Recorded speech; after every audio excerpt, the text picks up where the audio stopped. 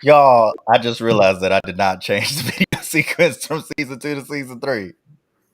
It's season 3, but we here. I said, oh, okay. And there's a new one that says season 3, but here we are. I've seen Stranger Things. All right, that's Listen, it's okay. We made it. We made it. What's up, y'all? What's up, y'all? What's up, y'all? What's going on? It's so good to see everybody. I know, right? It's good right? it's really good to be seen. You know, that's what the Saints say. It's good to be seen and not viewed. Come on, somebody. That is good.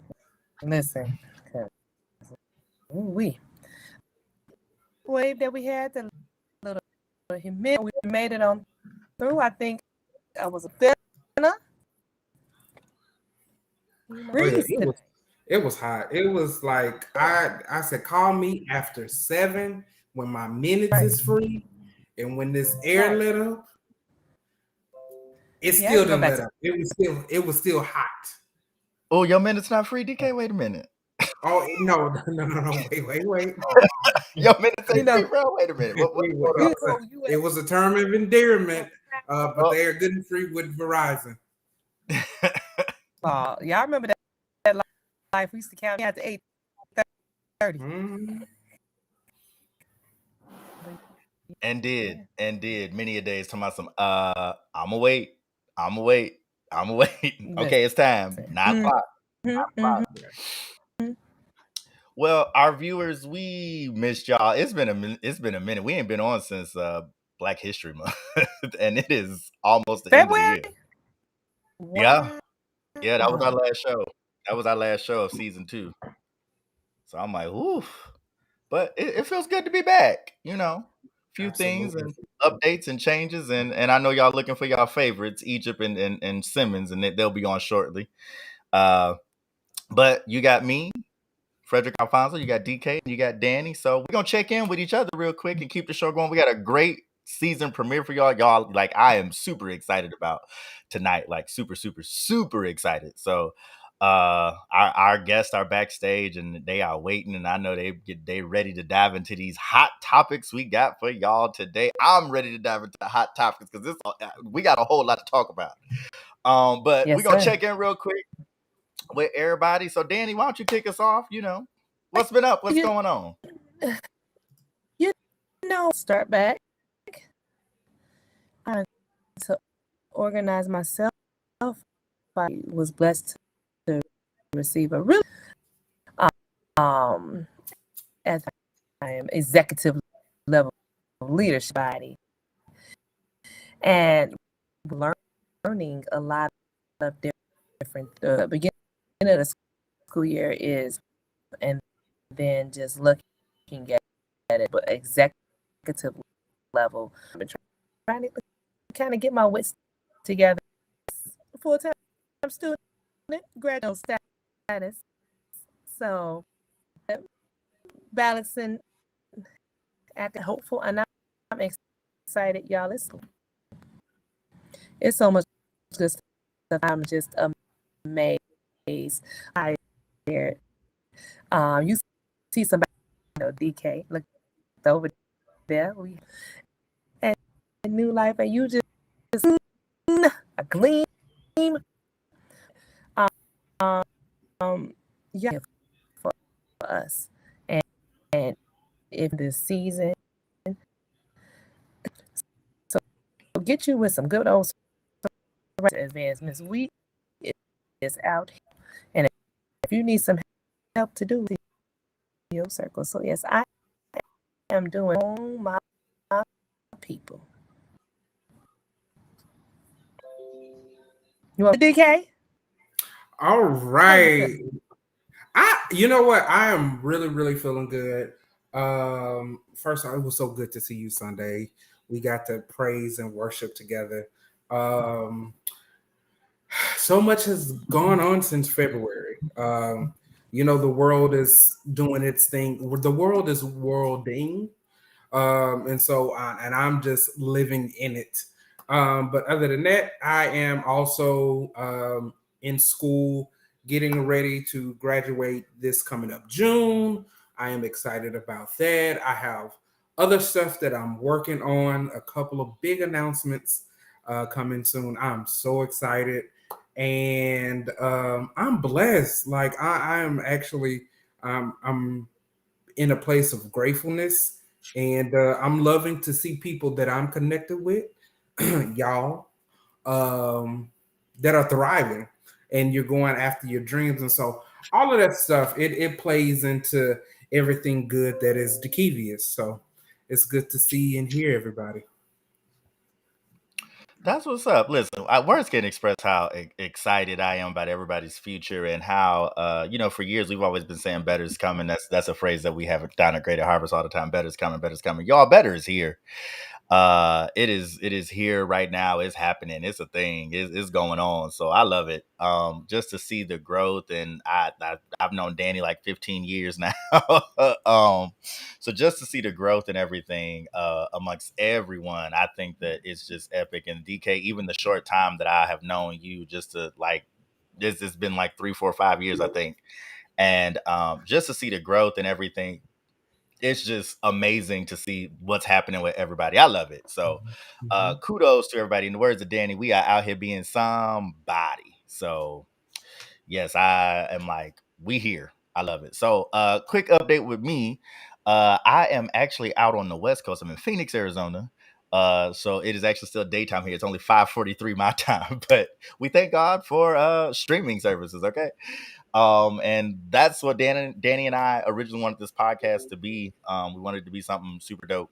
So it is being that. But yes, I'm out on the West Coast of Phoenix. I have taken a position to teach what I've been doing as a performer around the country for the last year. Like that's why y'all really haven't seen us. Everybody's just been blossoming and growing. We just been budding out here doing stuff. So I was doing Color Purple for a little while. I was out in Phoenix earlier in the year doing 8 Misbehaving, and so just a whole lot of stuff. But now I'm out here permanently for a little while, for about a year or so. Took a contract teaching in the public school system. Y'all know kids are my everything. I loved it. I love the babies. So I'm out here teaching, loving it. It's been great. We are in our 3rd week of school already. These folks start school out here major early. So, but I will be home this weekend, y'all. I will be in the Shy City. So we gotta catch up while I am at home. So super excited to come home this weekend and hang out. So yes, so that's the update on me. It looks like Egypt is here, but I don't see her face on the camera yet. So Egypt, we're gonna switch back to you in a moment. But before we do that, Egypt, I'm gonna go to a quick commercial break. And we'll be back, and we come back with some guests, and the rest of our co-hosts will be here, and we about to get into this show about hot topics and what's going on. There's a lot going on. We really could play catch up, but we not, because there's a lot that done happened in the last week to talk about. So y'all sit tight, and we'll be right back. What happens when everything we know about something changes? I tell people all the time, this is the best American story you never heard. We're out hitting the pavement, talking to restaurants, talking to bars. I don't think of myself as a whiskey salesperson. I want you to know his name. Drink by drink, we're bringing this story to light. When we have to step back through the pages of history. It's so much more than whiskey. It's so much more than a brand. It's a movement. When we have to make amends and pay respect. We're honoring the greatest whiskey maker the world never knew. And it's beautiful. And give credit where credit is due. Uncle Nearest is the godfather of Tennessee whiskey, and the world needs to know it. what happens. We do it.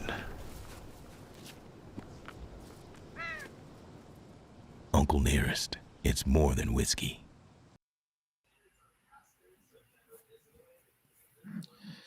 Ooh. You know, we love our sponsors. We love our sponsors. Okay. All right. It looks like Simmons is here. Simmons, are you situated? I'm situated. I got to get some coins. What you need? Wrong. You went wrong. I love it. DK, you got 1 week. You got 1 week. Listen, don't bring the personal into business. I will hit you up later. Screaming. Okay. All right, look like Egypt had to pop out. All right, so well, we're gonna move on real quick. Y'all, there's a lot happening in the world, as DK said. It's a whole lot going on, and we're gonna kick off this hot topic section right now with the monkeypox. I can't find my clip, but I have a clip, but I can't find it.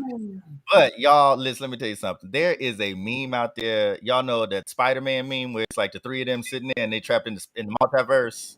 And Yes. somebody that came up with a meme, and one says monkeypox, mosquito bites, and acne. I was like, yo, this is where I am with it. I don't know if it's monkeypox. I don't know if it's acne. I don't know. I get all kinds of questions.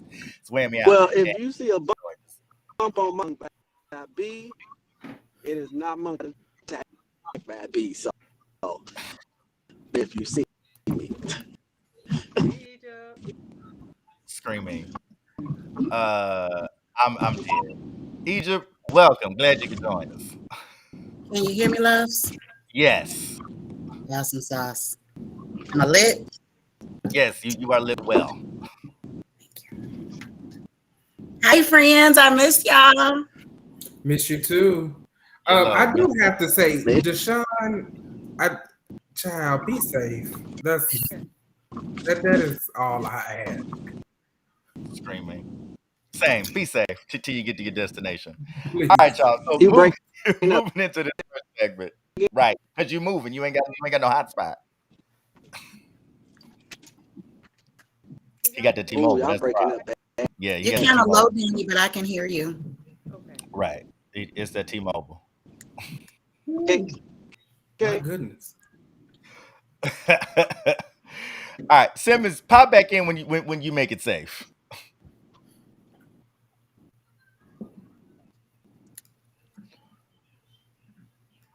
All right. So y'all going forward. So yeah, it's a whole lot happening. So I have a very good friend on. His name is Dr. Mo Brownlee, and he is the Chief Wellness Officer, Medical Director of the Wellness Home Clinics. Y'all, when I say they give out and have amazing service, when I say, it's one thing to have customer service, but when you go to the doctor's office and it's really good customer service, let me tell you, not only is he a black man, but he is a man that has multiple locations in the city of Chicago. Black owned doctor's office, y'all. We be talking about this stuff. So we have to support our own. And so over the weekend, his company gave out monkeypox vaccines in Jackson Park free of charge, and they were giving out COVID vaccines as well. And I believe they serviced over 120 people. They had a little barbecue, and it was a nice time. So I got Dr. Mo on. I'm gonna bring him on from backstage, and he's gonna tell us about himself and the wellness home clinics and everything that they do. Dr. Mo, welcome to Cultish. We are so glad to have you. Hey, how are you guys doing? Good. It's good to see you, Dr. Mo. Oh, it's better to see you. Welcome. Thank you so much. Can everybody hear me? Yeah. Yes, sir. All right. Yes, sir. I am so grateful to have been invited. I'm just got through with seeing patients, so I'm a little tired, but I'm here. We We appreciate appreciate you. As the old folks say, I'm yet still standing on. Hey. So monkeypox. So I don't know what format you guys want to talk about, monkeypox in. I don't know. Can you share some slides of what? How you want to do it? It's up to you. We Y'all want to do that? listen. Y'all want to do that? Yep. Yes, now, sir. let's see if I can find it on my. If I can find it, we'll share the slides, and I will. Let's see. All right. There we go. Did that work? All right. What about now? Can you see the screen? Yes, sir. Yes. All right. Y'all see the monkeypox right there? Mm-hmm. So here's the deal, guys. It's here. Whether you believe it or not, it is here. A lot of us seem to think that one of the things that we think is that, we're not at risk or whatever the case may be, so on and so forth. I want to tell you this. I purposely put this picture here because every case that I've found, other than about 4 of them, this is the location. And if you guys cannot see that, that's a hand, right? Mm-hmm. So it's not just about gay. It's not just about straight. It's about being human. I don't know one person who don't greets a person by shaking their hand or by touching them in some shape, fashion, or form. And Yeah. not that everybody have this. I just, we've gotten to a point where we're beginning to stigmatize this. And I just want everybody to know that though we are seeing it the most in the gay LGBT community, yes, with men who have sex with men, I want you to know that that's not exclusive. And it only takes a little while for it to jump. So, as I said, I'm not going to go over all of these slides. I just got some interesting stuff that I want to share with you. It's a zoonotic infection, guys. So it means it jumped from mammals to people. And it's the cousin of smallpox. And it's real. The question has been asked, will it kill you? The answer to that is probably not. But when I show you some of the stuff that it causes, I don't know one person who would want to go through that. You guys have talked about and spoke about acne. I call it acroids because it does so many different things. And if you take a look at this picture right here, these are more lesions. And as you can see, my friends, here's the most common spot that you would see the lesions, and that is on the hand. And you would see them as being, or a patient was oftentimes come in the office and said that they're painful, itchy, and they hurt. So that's real. Yikes. So I have a question. I guess I'll start off. So, my question is, what are some of the pros and cons of the vaccine? And so, I mean, obviously, it's not like COVID, so we're not dying like we saw with COVID. So the chances of a shutdown is like nah. But yeah. So like, what are the pros and cons of the vaccine? Is the vaccine? Are we taking 2 shots? Like, what's happening? Yeah, let's get started. So when we talk about pros and cons, actually, let me do this. Let me just stop sharing. Hold on. And I answer that question. Okay. All right. Are you there? Can you see me? Yes, yep. All right. So the pros of taking the vaccine is preventing some of the stuff that you just saw. If there's a vaccine to stop that from happening, I don't understand why anybody would not take it. So some of the cons is if you have a patient that who's HIV positive and who has a low T cell count, obviously they want to be a little bit more cognizant in getting it because it is a live virus. You are giving a person a live virus. And so those are the things that you want to be careful of. If a person have any allergies to Cipro or any other type of medications that are in this family, ciprofloxacin family, you definitely want to be cognizant of that. But I got to tell you, Frederick, we don't stop patients even when they have that allergy. What we do here in the wellness home is that we give the patient the medication and we give them Benadryl behind it, IV, and we watch them because the benefit outweighs the risk. And so it's not that you can't give it, it's that it may require a little bit more supervision. And so, what are some of the side effects? What are some of the symptoms that have happened after a person have gotten the vaccine? I've had both of mine, and the most that I've experienced is just soreness in my arm. I'm always tired, so I can't tell you whether or not that brought anything, but it is what it is. We've given over 1,000 vaccine, Egypt, 1,000. And I can't tell you of one serious incident or side effect that we've had from the vaccine. We know that in our community, hesitation is real. Mm-hmm. And we know that hesitation is real because of our history. But we also know what COVID did for us. We know right now, Illinois we were third in the US. We've kind of flipped to number 4. Now we're number 4 with the most cases. But we do know that just like COVID, it all started out on the north side of town.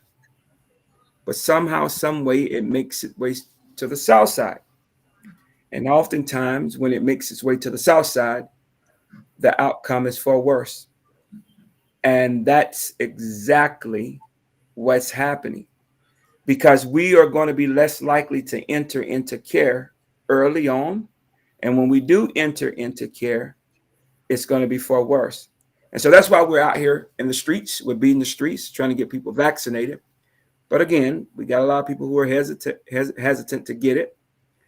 And then on top of that, Frederick, we have a lot of stigma, because people think that if I get it, that means I'm gay. Or if I get it, that means I sleep around. And that is an error in the messaging that happened in the beginning, because that's who we were giving it to. Mm-hmm. If you frequent the bathhouses or if you had multiple partners, we gave it to you. So no one wants to be attached to that. And so we're trying to get away from that, because now we're finding kids who are getting it. We had to shut down daycare here in Illinois because it was spreading.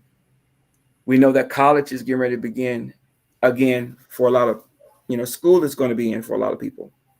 The risk factors are even going to be even greater. So when we talk about the risk factor, stigma, all of those great things, that has kind of made our community shy away from it. And what got me on top of it was this. Even though I have a location up north and I have a location south, we would do 30 vaccines a day, but yet we will only vaccinate about 2 or 3 African American. And that's not right. And so what I had to do, Egypt, was I had to take it to the street. And so when we took it to the street, we got a great turnout. I hate that it have to happen like that, but all the appointments that were that we had slotted were being taken by our white counterparts. And I'm a healthcare provider. I provide care for all. So, we have to give the shots. So, do you have any other questions about monkeypox? I mean, the main thing that I want to tell you guys about it is that it's real. The second thing I want to tell you about it is that if you have anybody that you know who is at risk or who's been hesitant about getting it, get it. I know all states don't have it right now, like Illinois has it, but I will tell you that it's coming. As of today, we found out that we don't have to give so much, and we can give it a different route. And so that's going to allow us to have more. And so that's a good thing. That's a good thing. Dr. Brownlee, thank you so much. I do have a question for you. With You talked about our babies getting ready to go back to school, especially the ones that are leaving for college, all that kind of stuff like that. What are some outside of getting the vaccine? What are some other ways, practical ways, that a person can protect themselves from monkeypox? Yeah, yeah. So you have to go back to your COVID days. You have to think about COVID days because we do know that monkeypox has been found in sputum. So you remember the mask? Mm-hmm. I'm not saying that you have to go back to mask, but you have to remember those days. You have to make sure that you wash your hands. Um, mm, mm. It just kind of hurts to say this, but you know, I'm a touchy person, and I do like shaking hands. But we got to be a little bit more cognizant now Mm-hmm. of that. Wow, that's amazing. Mm. But it's a reality. And I got to tell you something else, Dana, we got to do. When you get ready to get into bed with that, whatever you get in bed with, Episode. you keep those lights on a little while longer. Come on And here. you pull back the sheets. And if you with somebody who don't want you to see they whatever in the light, you tell them it ain't happening here. All right. Yeah. I ain't mad at none of that. You gotta see, you gotta see it now, guys. You gotta see it. You gotta see it. So you know, Shirley Murdoch had a song, and her song was "Before You Turn Off the Light." You remember that? Hey, Hey, my God. Dr. Brown Lee. So you gotta, if you're not in a relationship and you're still having sex with multiple people, just play a little of that Shirley Murdoch before you turn off the light, because you do gotta see now. Wow. Yeah, I just never thought like going back to you saying going back to COVID days. Does like I was a cleaning fanatic, bleach and all the 9 yards. Does that help against, what products do we use? I know some people have been thinking about that. I'm excited because I'm going to get my first shot tomorrow. But I just, it's just questions that, people have that I've had. Great question. Great question. And you know, it brings up another topic, and I don't want to scare nobody about this. So, bleach will kill anything. Bleach will kill HIV. So, and for those of you who remember, Trump told us all we need to do is drink bleach and it'll kill it. So, definitely clean your surfaces. But here's what's real. Here's what's so scary about monkeypox. Whereas COVID will only stay on the surface for maybe 30, 40 minutes, monkeypox stay on the surface a long time. And we're talking about days. And so that's what's scary about it. And it even stays on clothes. And so, Dana, if you wore your sister girl dress, or she let you borrow her dress, you want to be real careful about that these days, right? I'm telling you, you got to do that. So, yes, make sure you wipe down your surfaces. If you do have Clorox and you can use Clorox is the best thing. There are some antimicrobial, bacterial agents that you can use to rid it. It's just that the only one that I know to date that will kill monkeypox is something that have a Clorox base in it. So just stick with Clorox. Wow. Well, yeah. Sir. I mean, Dan, you got something? Wait, Dan, we can't hear you. I can hear you.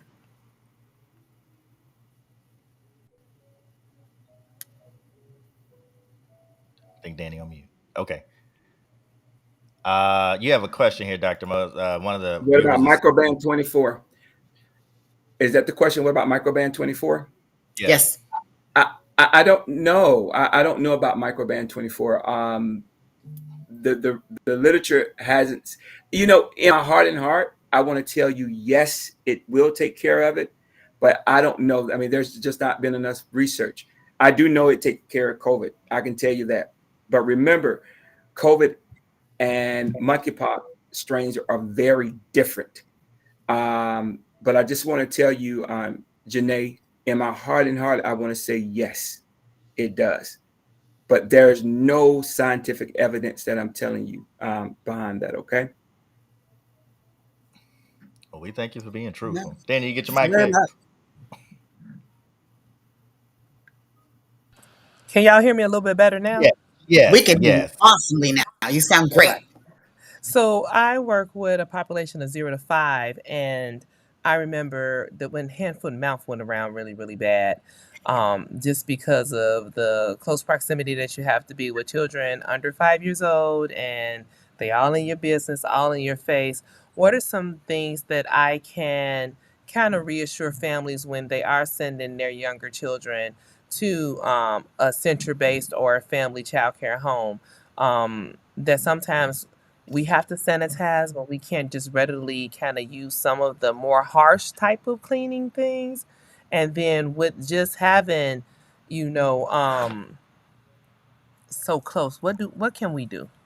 Yeah, yeah. Well, first off, I would let them know that I do sanitize. The verdict is not out yet, which cleanser or which agent is best over another. So just letting them know that you do sanitize surfaces and how often you sanitize your surfaces speaks volume to your infection control practices.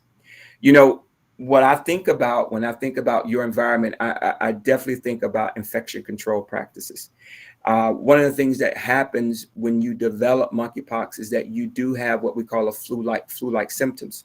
So another thing you can do to reassure parents is that any child that comes in with any flu-like symptoms or any rashes, that they are automatically sent home and or they're not allowed to come in. I'll give you an example. When a patient calls our office and requests appointments, one of the first questions we ask, do you have a fever? Patient, and this is a doctor's office, right? Do you have a fever? I mean, they may be coming for a fever. And if they say yes, the next question is, do you have a rash? And if they say yes, then it's not that we won't see them. We won't let them come to the general population. We see them in a room across the hall. And so for you, though, in your environment, it's best that you don't let them come in and have them go to their PCP to get a clearance before they come in back to your environment. And I tell you, we do those clearance all day long where Chicago Public Schools, they got smart towards the end, and I can really appreciate that. Now, parents didn't like it, but I really appreciated that. If little Timmy was sitting in class coughing and sneezing, they would pull little Timmy out of class, have mom come and get little Timmy, and only allow Timmy to come back, little Timmy to come back after he's been cleared by his doctor. And when Timmy showed up on our doors, we would do a rapid COVID. We would even do just general strep tests and all that other great stuff. I can't tell you what that did for lost student days. Think about it. They took the child out of the milieu and they made the child go get well. And that prevented the child from spreading not just COVID, but simple cold. That improved student days so much. And so, Dana, for you, I would tell you definitely, practice from an infection control perspective. Thank you. I need to connect with you, got a little bit more. Yes. Yes. Dr. Need Mo, some, you can give us need some more Dr. Moore. as we bring this segment to a close, Dr. Mo, thank you so much for all this amazing information. Absolutely. Because you know how our community is, we just like, yeah, what the news say. We won't actually listen to the actual professionals in that field. So I thank you for your time. I thank you for coming out and letting us know. If you want to drop your information, where your clinics are, I know where they are, but the people don't know where they are. I will be glad to share them with our audience and whatnot. And you can let the folks know that, hey, y'all are out here doing something. Again, they got a location on the north side and the south side. Y'all hear Black Man. Y'all hear that? Doctor. Yeah. Tupac. Well, Yeah. I just put my website. I think this is a neat platform. I've never seen this platform before, but I think I just did it right. I got You see it? Yeah. All right. So I just put my website there. Guys, go there. You know, that's where we are. We also do charity care. And so for my sisters and my brothers, there's no need for you not to have care. Connect, email me, let me know what you got going on. And we even have a panel of free medications. We'll get you in. And for this location here, I do what we call fast track. And that is if any brother and sister have been, I don't know if you guys know about the long lines here in Chicago, but if they've been a brother or sister, I fast track them right through the line because they're the ones who are not getting vaccinated. So all you have to do is just email us and let me know who you are, and I fast track you straight to the line so you can get vaccinated that day. That is customer service.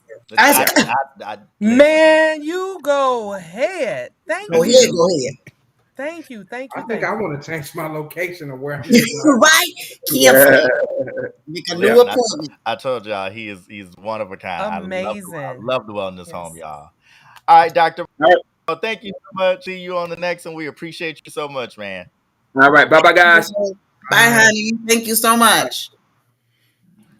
Y'all, woo, get your vaccine. And they're still doing COVID vaccines as well. I mean, They all of that was amazing. Any kind of care that you need, Wellness Home can definitely take care of you. I don't know what good customer service do to me. Listen, I mean, I understand. I got legit tears because if you all don't know the struggle with trying to find doctors that connect and that you can send people and trust that they will be getting seen, heard, respected, and not neglected. Man, Dr. Brownlee, you go ahead. Somebody send him one of them little fruit arrangements or something. Make sure it's safe. Don't have nobody touch. He probably don't want that because they got to touch. Right.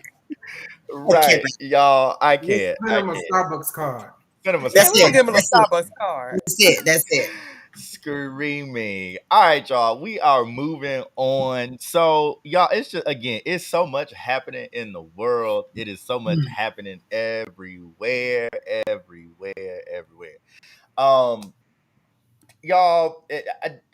moving into our next topic. This is Danny and DK's topic before we head on into the masterpiece of tonight. But we're gonna spend a little moment on this real quick. Actually, you know what? Better yet, before we hit Danny and DK's topic real quick, Egypt, what you drinking? Oh, I'm glad you asked. Oh, I think you on mute, baby. You on mute, love. You on mute. I can hear. Oh, okay. Yeah. You're not on mute. Okay, yeah, that's what I thought. Okay, go ahead. DK, you can hear me? Okay. I am drinking a Dirty Robber. That's going to be a little Maker's Mark and lemonade. And you can see my flecks of cayenne down there in the bottom. The Dirty Robber is delicious, y'all. You spicy tonight, sis? Yeah, you sharp, baby. You sharp. Go ahead. I love it. It's better day. That's sharp. Okay, well, y'all. So y'all saw the cocktail list. Yes. I am going to during the commercial break. I will be bringing mine out because I got to get myself together for this topic. Yes. So y'all, Danny and DK. Yes. Oh Lord Jesus. Y'all want to tackle quick, y'all. So there was an article that came out in a little video. I don't think it was a video, but it was an article that came out, and then there was a few things on TMZ about Lizzo using the word spaz. And she, y'all know she got a new project out. She was smart, and she came out the week before Beyonce did. Come on, somebody. A lot of the girls did. Listen, Drake. Okay, the City Girls thought about it though. The City Girls said our album is supposed to come out on the 29th, but we gonna wait. It ain't that it ain't ready. She said, it ain't that it ain't ready. but we just, baby, we knew. Mm-hmm. We knew. But nonetheless, so yeah, Lizzo had used the word spaz in a lyric of hers, and so due to the new PC culture and everything that's happening in the world, she didn't want the people to pick it at her door and all of that, and boycott her and drag her, because that's what this new culture does. They will drag you on the net, and I think that being dragged on the net is actually being worse than being beat up in person in life. Um, so it's unfortunate, but also Beyonce had the word spaz on her album as well, and so we'll get into Beyonce in a second. But how do we feel about that, y'all? Y'all want to lay into that real quick? DK, you want me to start? Yeah. I have to be very careful nowadays with because the platform I'm on, of course, and then just really thinking about how loose we can say any of our words. Spaz, schizo. Somebody put, I forgot who shared it, but remember that song "Your Mom's on Crack Rock"? Yeah. And just the amount of comments of how many people were just traumatized by that song because during that time they Your were part mother of that was culture. going, yeah. So it's all of that kind of speaks to just being good to each other and letting somebody know, because we don't know where the terms of these words come from. And so I really looked it up and look up what is a spastic and what that means. And then if you do hear that, how you can feel targeted, you can feel disrespected, and just being careful with all of our words, all of the ways that you have to really kind of just think about your audience. But then it's more than that, right? Because you should just think about this when you speak. And so it's being careful. I do understand why people are calling people out, because we do need to be held accountable, especially when we do have platforms and people do need to feel respected. But there's some things I just don't know. Right. I remember one of our leaders was giving a speech and she said a snafu, and somebody got so offended because what snafu stands for. It's like she said that's offensive. Why would you say snafu? That's like offensive. And then when you look up the acronym, it's like systems all fucked up. And so, yeah, if you don't know that's what that means, and Yeah. you say that, and I'm pretty sure it's just a term that was being used when you have like a little mess up, a mess up. But when she said it like that, and because of the platform, they're like, she just cursed us out, and I was like, I didn't even know what it mean. And she was like, well, you're not from the army or whatever she was from, and she was like, you don't say that. You don't ever know. You don't know. Yeah. So I do think the cancel culture is needed because that's how we learn now. I'll be hurt if my feelings. I didn't really mean to do that, and be like, y'all gotta ease up a little bit. How come the cancel culture could be a little bit more sensitive with how they canceling it, because people just don't know. Mm-hmm. So that's kind of my thoughts about it. I am aware of it, but I'm also going to fall victim to it because I just don't know. It's the snafu effect. I don't know what that means because I've heard it so much. Yeah. Use your way. Something, because I say snafu all the time. I'd be like, when I was doing graphic design full time, I'd be like, yo, we ran into a little snafu, I'm about and to look it up so I could be for sure. But yeah, I something going on. I don't know what to tell you, but something going on. so I think that words, Maya Angelou said it best, words are powerful things.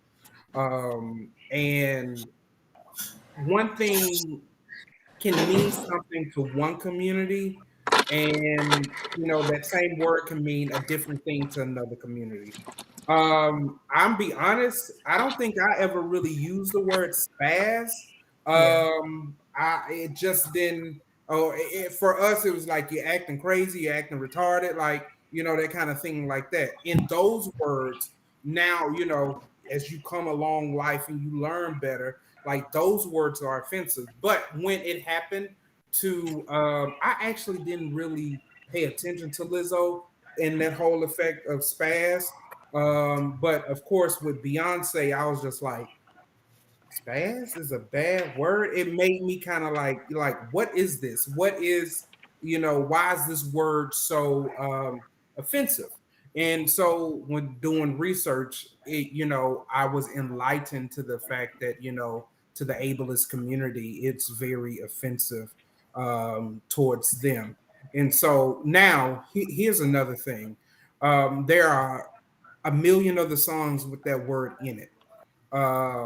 And down. are we going to retro grade other songs? And was it just because these are two big global stars? And people are saying, well, Beyonce should have known that. Hey, Beyonce is human. She has a marriage with 3 kids. Her square footage is a whole lot different than ours. But what people don't know, they don't know. And so I'm never going to be that person. Oh, I have to look up this word because I don't know. Like, I would run myself crazy trying to figure out if this word is offensive or not. You know what I'm saying? And so I think that it was a learning situation for me. And I'm sure it was a learning situation for Beyonce, because what people don't know, their albums were, before it came out, they were done months before they were released to the world. And so I'm pretty sure it's just like, I didn't even hear the word spaz in the song when I first listened I to didn't it. either. Yeah, so it's just kind of like people are really, people are really, people will pay attention. And But I mean, I think if you're sensitive about it, it's gonna stick out too. So absolutely. I get that, because like whenever I still don't like whichever the Casper slide or whatever that say big girl get down. I don't like that. I hate the shit every time they say it. I get sensitive about it. I hate Wobble, the song anyway. and everybody love it. So like if me Yes, and all the rest Danny, of us, I have the exact opposite reaction. Like, I can't legit do the wobble. Like, I can't stay with the group of people because I feel like he talking to me personally. As soon as he yell out, "Hey, big girl," they be doing the moves together, and I'll be on my own thing. Like, "Hey, hey," he talking to me. yeah. He said my And they ain't saying that right. Yeah, I would like to cancel the wobble. Now, if I get with and cancel the wobble, that would be, because I hate it. I really do. Yeah. But name. Wow. yeah, I do But hate that song. That and Humpty Dumpty. Hey, fat girl, are you ticklish? Who are you talking to? So when you're kind of sensitive about stuff and you got people that's gonna join your sensitivity, you cancel. But at the Yeah. same Okay. time, it's a great song. It's something that rubs me wrong, but I can't take away from it. I'm pretty sure that wasn't the intention of the writer. And isn't it like, DK? Correct me if I'm wrong. Don't they have people that look over this stuff to make sure that it's okay? yeah, but there are people to look over their stuff. Like, you cannot be this big of an entity in the brand and not have a team of people. But yet and still having a entity as big as Beyonce's or maybe even Lizzo's, there's still room for human error. Like, if this is a word, going back to Fred talking about snafu, like, I'm sure people have said it in photo shoots or in the master room when something doesn't go a certain way. Like, we don't know. Like, it's one of those things. Like, I had somebody correct me with the term kids, the word kids. I'm not a goat. Exactly. They was just like, these. Me too. They're not goats. And I'm like, I know they're not goats. They're kids. And so it was that kind of like, strange. I said, oh, kids means go. Got it. And so, that's where, learning moments have happened. But, to the word spaz, I think I will say I'm grateful that we live in a time where you can literally put a song out digitally, go back, correct it, and move on with your lives. Kudos to Lizzo and her team. Kudos to Beyonce and her team. Because, these are, for us, it's like no problem. But for them, there are ableists who are fans of these individuals. And I'm pretty sure this is the last thing that these two beautiful megastar women want to happen and hurt, their fan base. Agreed. Agreed. Great. I love it. Listen, this is why I said this is why I put y'all on there. All right. So, and we are moving. We are getting down to, as the preachers will say, the meat of the matter. Because I got a lot to say. That's why I've been quiet. I had to get my, yeah. So, nonetheless, y'all, I am so excited about these two next special guests. They are my brothers. Real talk. First of all, I am very grateful to be connected to so many wonderful artistic and creative people, and just honestly connected to people in general. A lot of the connections I make are very one, lifelong connections, as well as the connections that I make are very connections that mean something. They are not just connections. And Egypt knows, like, we'll be out or we'll go see a show, and she'd be like, "So you know the people on stage, like we finna tour the hub." Yeah, I'm that person. I am a people person. My friends get on me all the time, like, "Baby, you just know everybody." Da, da, da, da, da, da. And I'm like, yeah, I do, but I'm very selective as to who I know and whatnot and all of that. So, y'all, I'm gonna bring on my entertainment backup, the entertainment segment. So I'm gonna bring on the entertainment backup because finna get the copyright laws and masters and generational wealth, and yeah, we finna get into it. So I'm gonna let the videos introduce these folks. All right. Okay.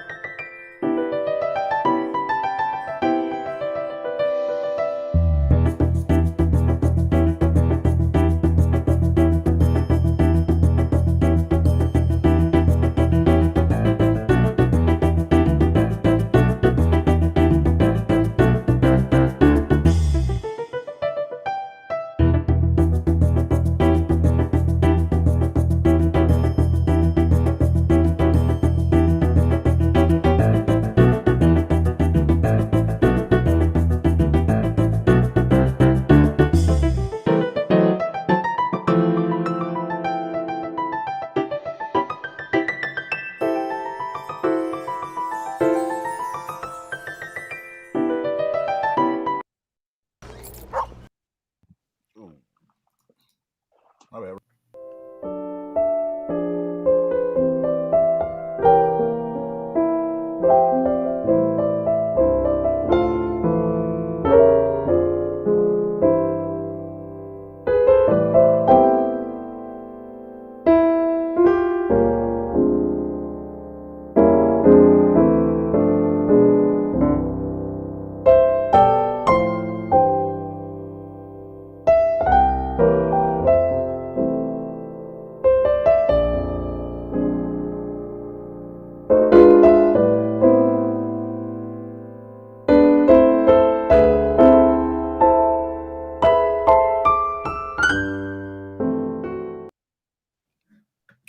Y'all, give it up for my brothers Javante Patton and Anthony Ponder. Y'all, give it up for my folk. They are here. I'm so excited they are here, y'all. And as y'all can see, these ain't nobody that just selling CDs out the back of the car, right? They ain't selling CDs. They ain't out here just selling CDs and talking about some yo, buy my mixtape. They ain't on the corner doing that. These are Billboard charting artists. Anthony is a sound engineer, artist, producer, writer, singer, praise and worship leader, organ. He do it all. I think he's even sweep the floor at the church too. Javante is a 10-time #1 Billboard artist. Got all kinds of 10. posts on the album. Speak He's it. a model. I'm so I can't stand you. I'm at 5. He's a Speak model. it. He Go got the on whole and family skip to working. the He got next the whole song. family working, y'all. If you go in Target, you will see their ads in Target, literally, like for the Target, like the Target Corporation. I'll be like, yo, this crazy. I'm in Target. I'll be on the phone like, you can tell me you did this one, but these are my brothers, and I had to bring them on because they are the backup. And Y'all, last week I had posted, y'all got to excuse me. Normally I have all of my stuff together, but it's just a lot trying to get home and stuff after work. But Thank you for having me. so glad to have y'all, Anthony and Javante. Glad to have y'all. The rest of the crew went to go get their drinks. So we can really get into this, because I'm telling y'all, we about to go somewhere. We about to go somewhere with this. Nonetheless, glad to have y'all. How y'all feeling? How y'all feeling? What's going on? Thank God for having us. I'm excited. Yes. Y'all was having a lot of fun over there. Egypt is killing with that drink. Come on here. You know, And Joe, did you clap for yourself? Did I? Yes. I was clapping for you and me. And you said you're so smooth. You're so smooth. Both of us, you know, giving God praise. No, I'm grateful. I'm season premiere. So thank you guys for thinking enough of it. Hopefully something I say, something I do will encourage. You just so church. Just let it out. Just go ahead. Just go ahead. It's okay. It's terrible. I'm done. I'm so done. It's gonna be before us a little while. It's a Tuesday night. You in revival. You're just gonna be before us just a little while. Just a little while. Right. Y'all, as well, I'm gonna plug their music as well. We're gonna drop the links to the iTunes and all of that stuff as well. They both have new singles out. So we're gonna drop those at some point in this interview, and y'all can grab that. And those of y'all that are listening, they're gonna tell you where you can grab their music from. So y'all, as we recorded live for the socials, and then we send it out through all the podcast channels. It'll be live tomorrow. So yeah, so they both got some great music out, and so they know the business. Now, y'all, I won't say I was being messy, but I had made a little status last week. We are working our way into week 2 of greatness that Beyonce has dropped, Renaissance Act 1. I was supposed to wear my Renaissance shirt, but I didn't wear it. I had came straight from work, but it's okay. So I'm gonna just take a picture in the Renaissance shirt because you know me, I bought the box set. So I'm waiting on DK to get back on here because DK is Destiny's Child and Beyonce fan. Although Javante and I have been presidents of the fan club since Destiny's Child, the original group, the original 4, Toya Lucky. Right, we got years in this. Years. We are the original presidents of the fan club. But I made a post and I was talking about Beyonce's album, and when I tell you, and I was at work making this post, y'all.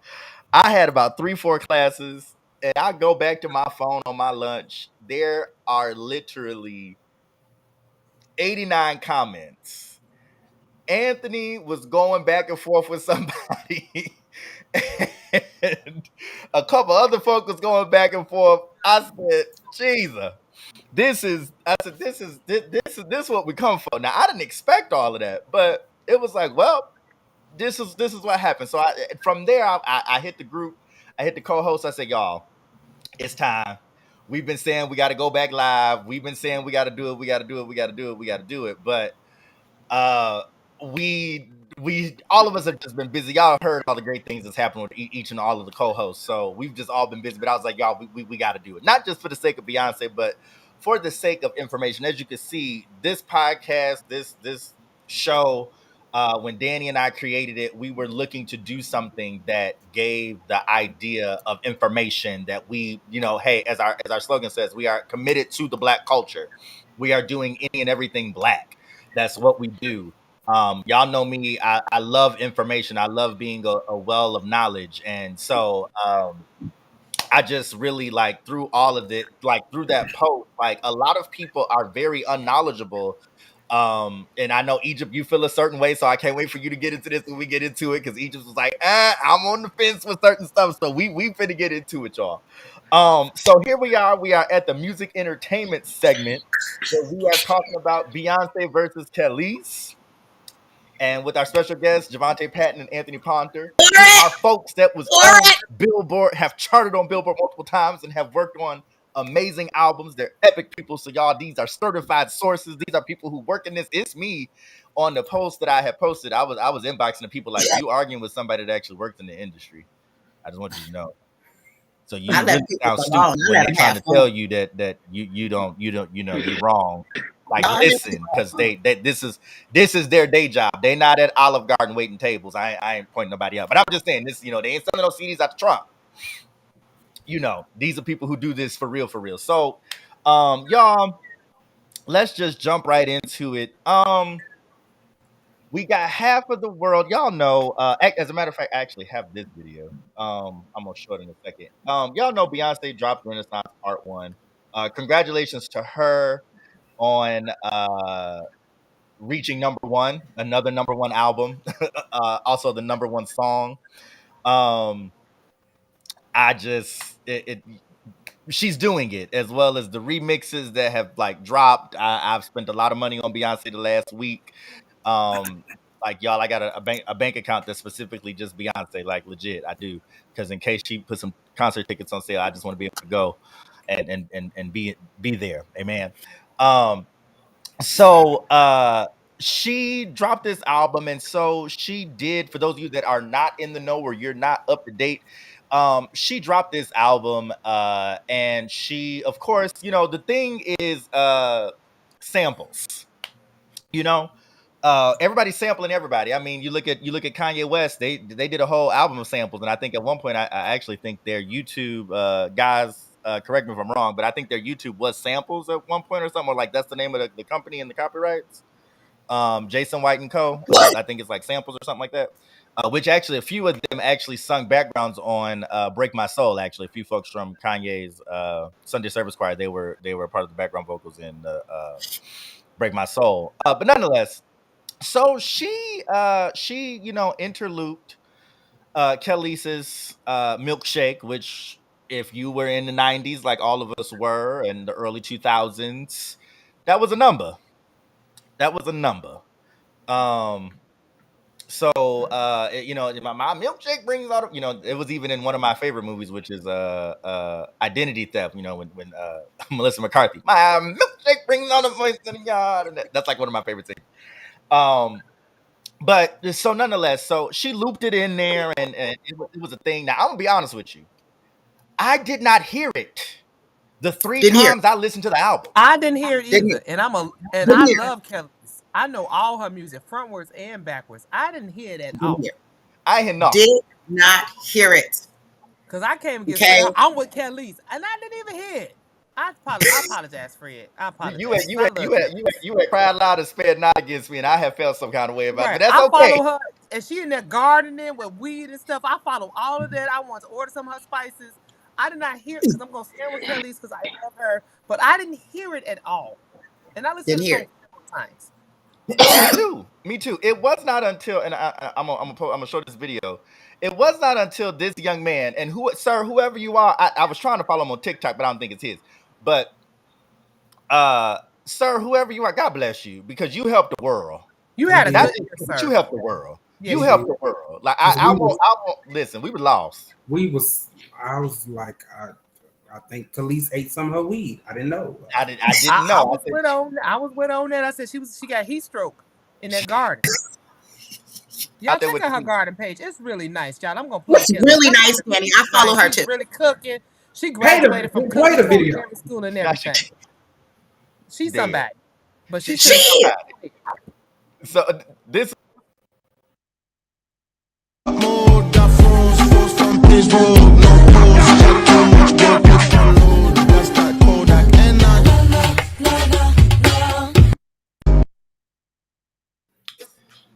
Y'all, play it again because I still missed it.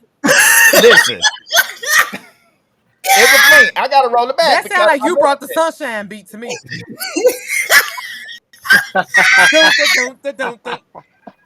Boom, That's boom. why Quickie ass was in the room. Boom. Listen, Twinkie cashed that check and said, Aruba. "Church girl don't hurt nobody."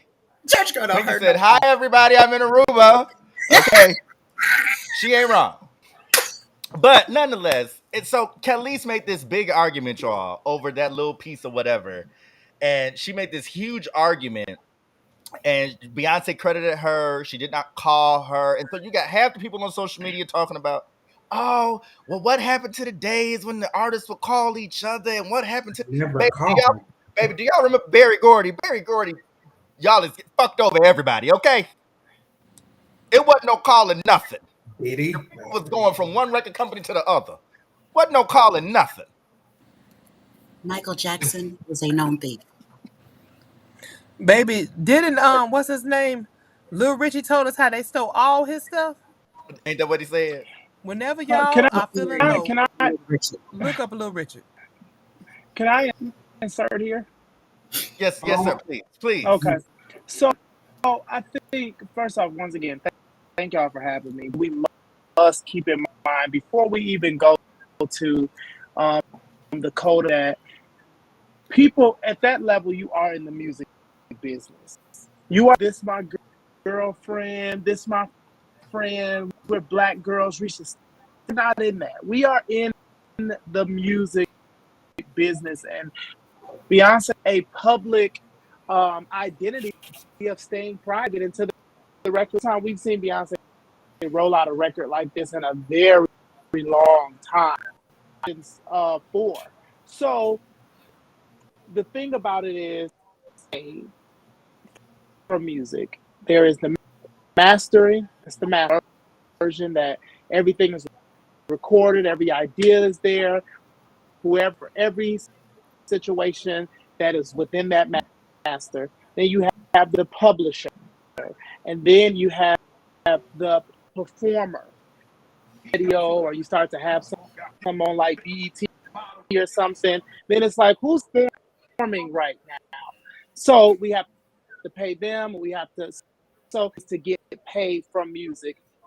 What we seen was Beyond team, Parkwood legal team. They reached out to the powers that rail or whoever she was signed with at the time for a let's just call the song is 20 years old. May we add? Like, I know Khalees us, but to my kids, they never heard of her. She is not a bad person, but this is a 20-year-old song. That's like us talking to do with it in like 2000. So Beyonce, she gives her writing credit. Writing credit, not my guess. This is not. This is just the books. She is now that song is being played or whatever money opportunities are. The police is now able to say, if $20 got made, here goes. Even though I didn't write anything. So that was Beyonce, or who would say Beyonce at large? It was Beyonce being nice. So when Khalees gets on as the decency of her, she could have called me an XY music business. I know you want Beyonce to be your friend, and I know you know, sister to sister, but that's not music business.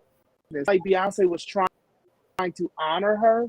This is my opinion on this part. The other stuff, I feel like she was trying to honor Black women, because as we saw her Madonna remix, these amazing Black women, and so it's like, I may not do writer credits because I understand how this industry can be for Black girls in it, and you probably didn't get paid fairly. So let me throw you a bone, saying all of these crazy things, and when she says, "Well, we know some issue I had with it was you can get in your feelings, but if y'all know some of the same people, why Beyonce that or get that information to her camp?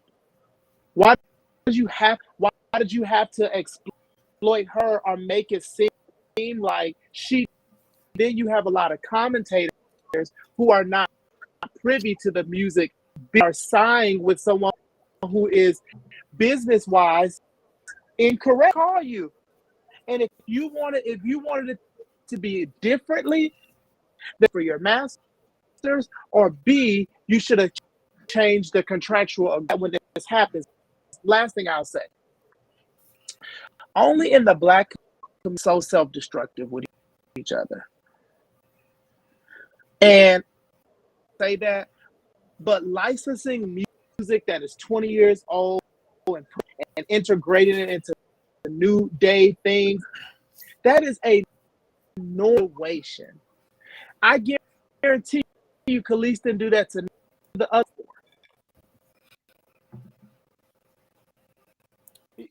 And it was, at AMC and there. You didn't get online. I just found out. You found out when you saw the movie, or somebody said, "I heard." So I think one of the things was it didn't come from an technically being technical.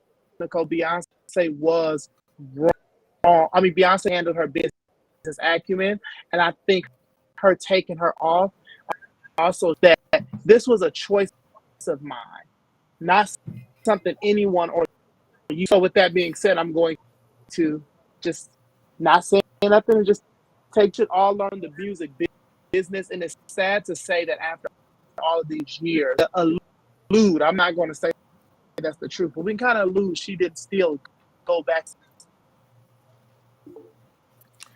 Anthony, I'm gonna let you jump in 2 seconds. I feel like Javante, I totally agree with that. And my thing is, I feel like Beyonce was trying to give you something that you're still upset over, that you have not healed from. That's the first thing. She was trying to give you money because she credited you when she did not have to credit you. Now, she called the powers that be, yes. And so I feel like this: if DK come out with something and he done took an original song, I done put in the musical, and he done said, I got a new musical and I'm putting it in the show, and he don't call me, but he sent me a check. That was the phone. The check is the phone call I needed. The check is the phone call. And when it wins a Grammy, you're gonna get a Grammy. But who told us? Now listen, I love Kelly's. She was in the garden. I'm pretty sure she wasn't. She would have never even heard it. So who called her? Blame them. She was on Instagram. It was the internet. It was the internet. He was on the police Instagram fan page. Yeah. Stop. She wouldn't have never heard it to even know that one drum solo was in there. That we still can't hear. We still can't hear it.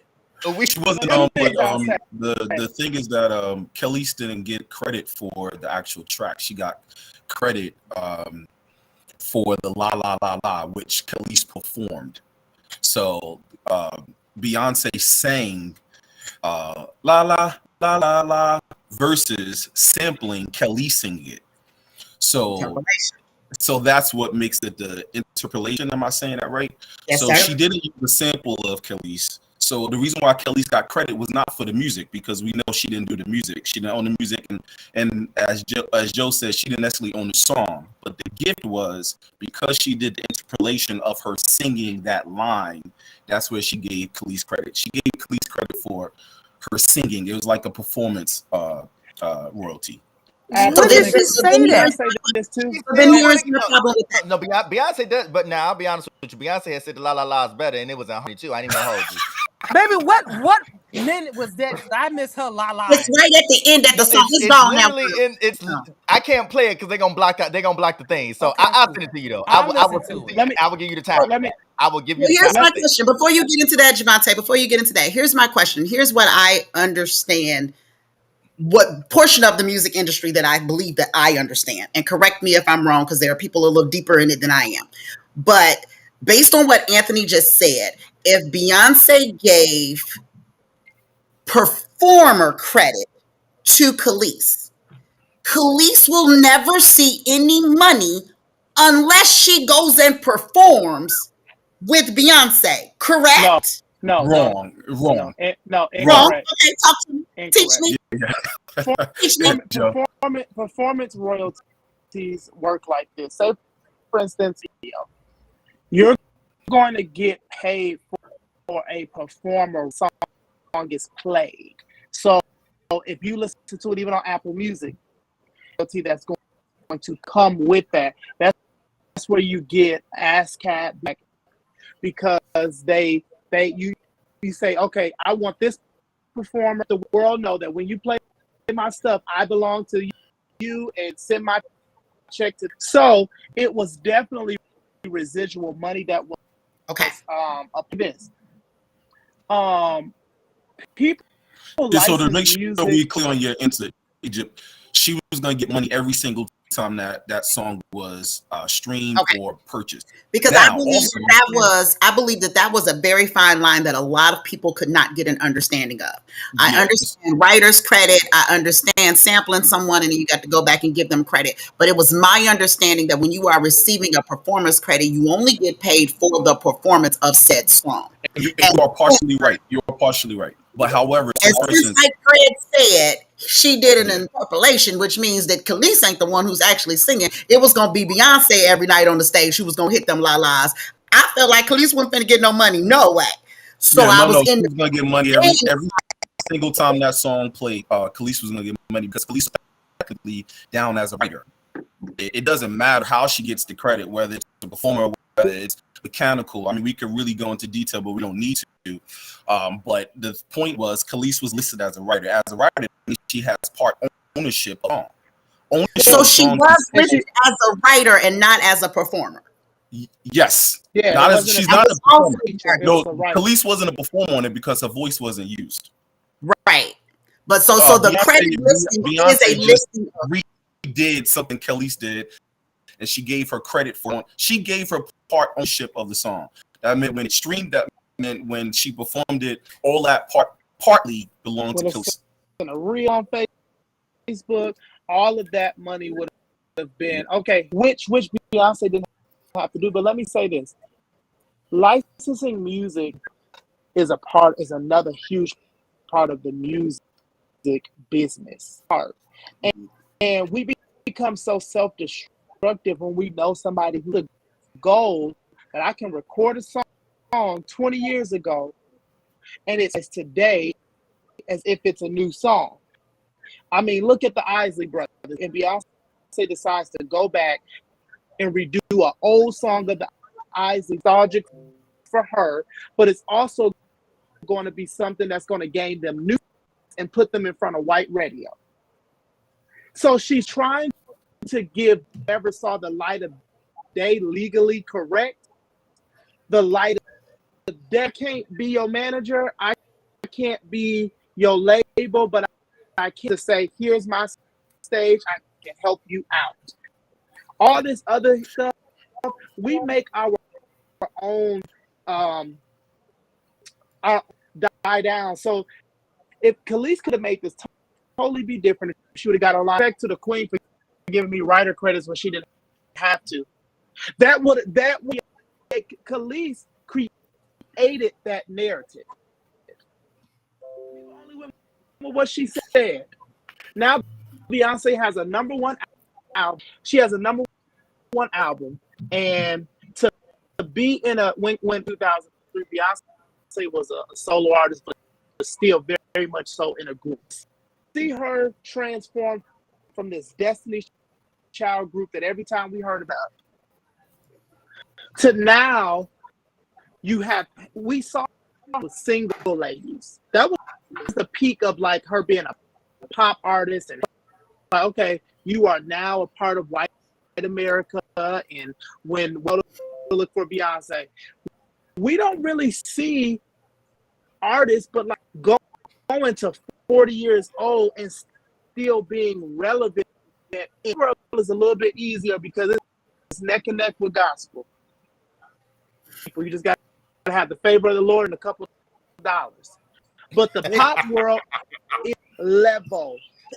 And for you to still be on top, being a married woman with 3 kids, never been in it. One of the things we don't get is not divorced. She didn't sleep around. We never knew her to be with no one else. So her personal life is actually that of a Christian woman. I didn't want to talk about that. So we always try to let the internet find a bad narrative with a black woman, and Khalees fell in other people did too. So I commend Beyonce for what she did, and she'll continue to get opportunities. I just think it's a learning curve for all of us. Anthony and re-sing it like I did and give me writing credit. I will make the whole post about CD release. Yeah, I just think, if I may say, I think this is about Khalees being really, really stupid and emotional. And her battle was not with Beyonce. Her battle was with this is deep, way beyond Beyonce. It really honestly has nothing to do with Beyonce. To what Jay was saying, this was a gift to her that she didn't have to get. And the fact that I love what he said, the fact that she took it off really showed that she didn't have any obligation. She could do it or not do it, and that was just a choice of hers. But yeah, I think Kelly's just being stupid, and I think she's being really emotional, and I think she should go to therapy because that was crazy. Yeah. And honestly, it really I don't know, one of the ladies, Danny or Egypt, somebody said about one of her friends shouldn't have told her. I don't know if that matters. It didn't matter who told her. It's how she reacted to it. You know what I mean? If you that dumb, you in the industry and somebody else tell you not in the industry, hey, go off on Beyonce, then you a dummy. You know what I'm saying? That don't make no sense. And I think too, there also can be a bit of sour. Think about a lot, but there also could be. This is just the thought. This is no facts of sourness with Khalees due to the fact that she was married. I mean, she was married to Nas, and Nas and Jay-Z have always had that. So Beyonce really kind of was in Khalees's, your favorite, and you went and got her. So it was kind of like that because you got to do more with Beyonce when we saw Khalees and Nas either. So I mentioned in that history that you moved on and you're not even relevant to that. So I think there may be a little bit of a backstory even spoken, because what she did was actually just like emotional. Like Anthony said, like it was more emotion. Here I want to throw this in because I had did a think piece on this myself on Facebook. No one goes to men and say, "Oh, you need to call this person." No one does it. And as a matter of fact, no Twinkie didn't go to Stevie Wonder for "You Brought the Sunshine." Now that was robbery. Now that was robbery. Actually, isn't it Master Blaster though? Not he's talking about "You Brought the Sunshine." That was yes, that's Master Blaster. That's Master Blaster. Yeah. Now that was robbery. Yeah. But I mean, church. But going back to gospel song, you hear that? So somebody else bass line, they just played. Go ahead. Yeah. Not somebody bass, not just the bass line, just the bass line. No bass line. No one. I think we hold our black women to a different standard on a whole lot of other bases. But when we're talking about the music industry, Beyonce is this whole force, and people think that she should know better and X, Y, and Z. She's been in the business for 25 years. This is the way that the business was when she was born, and it's going to kind of probably be like this when she retires for the first time, because she's probably going to do a Tina Turner, retire one time, then come back 9 years later, and then do it all over again. But to my point, like, you can't. Now, if she would have went and called Khalees, I think it would have been more of an ego thing for Khalees than anything. And she really doesn't owe you anything, Khalees. She didn't call nobody. She doesn't marry you. Yeah, Tyler Perry ain't calling nobody. He does songs all the time for his shows. He ain't calling up. Tyler ain't calling nobody.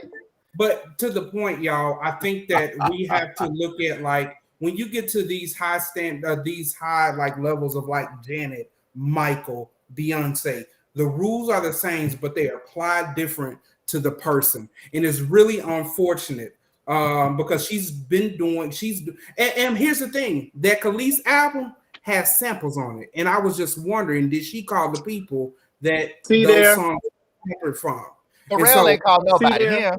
Pharrell ain't called nobody. Pharrell and Hugo ain't called nobody.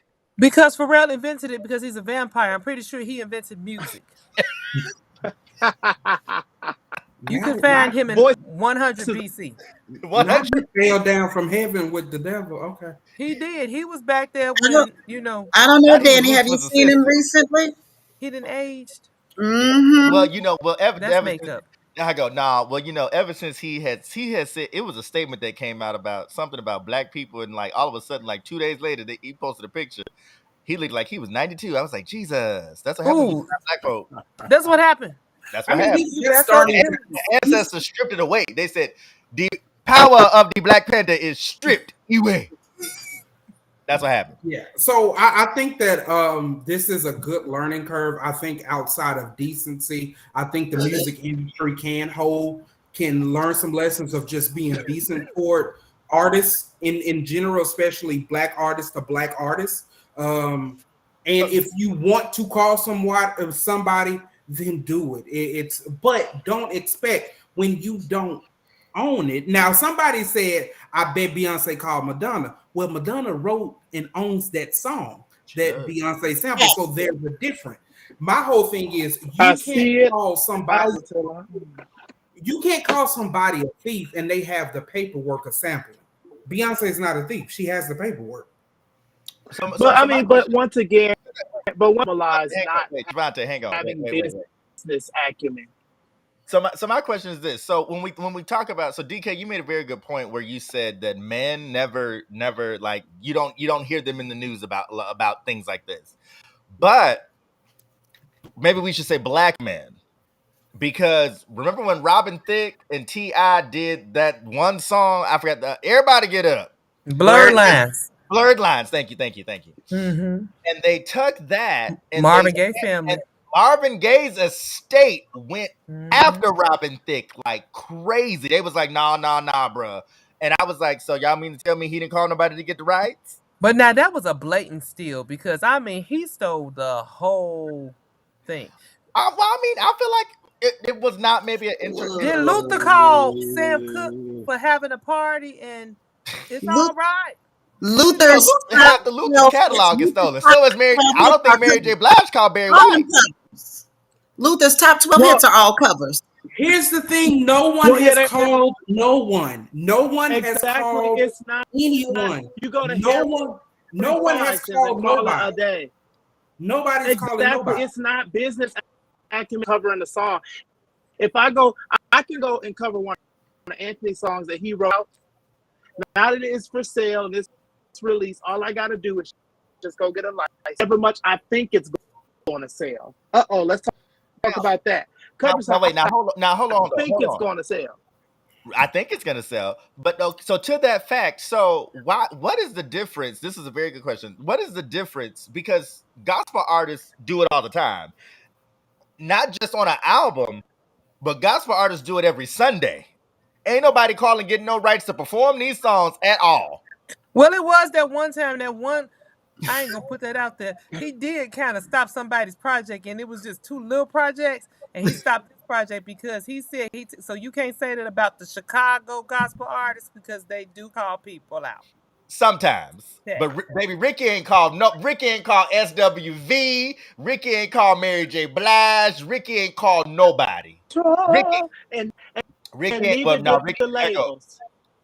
ain't called Monte, but Monte called Ricky. How you doing? We not about to go there. I'm sorry. Now, what about the Monica Lewinsky part? Now, two things. Monica Lewinsky, baby, it ain't changing. I like saying it in that song. It ain't changing. It ain't. So where's your school? We know it's too long. We know that it's staying. Right. And another thing, I think that if it just really shows how much of the industry is on this woman's back.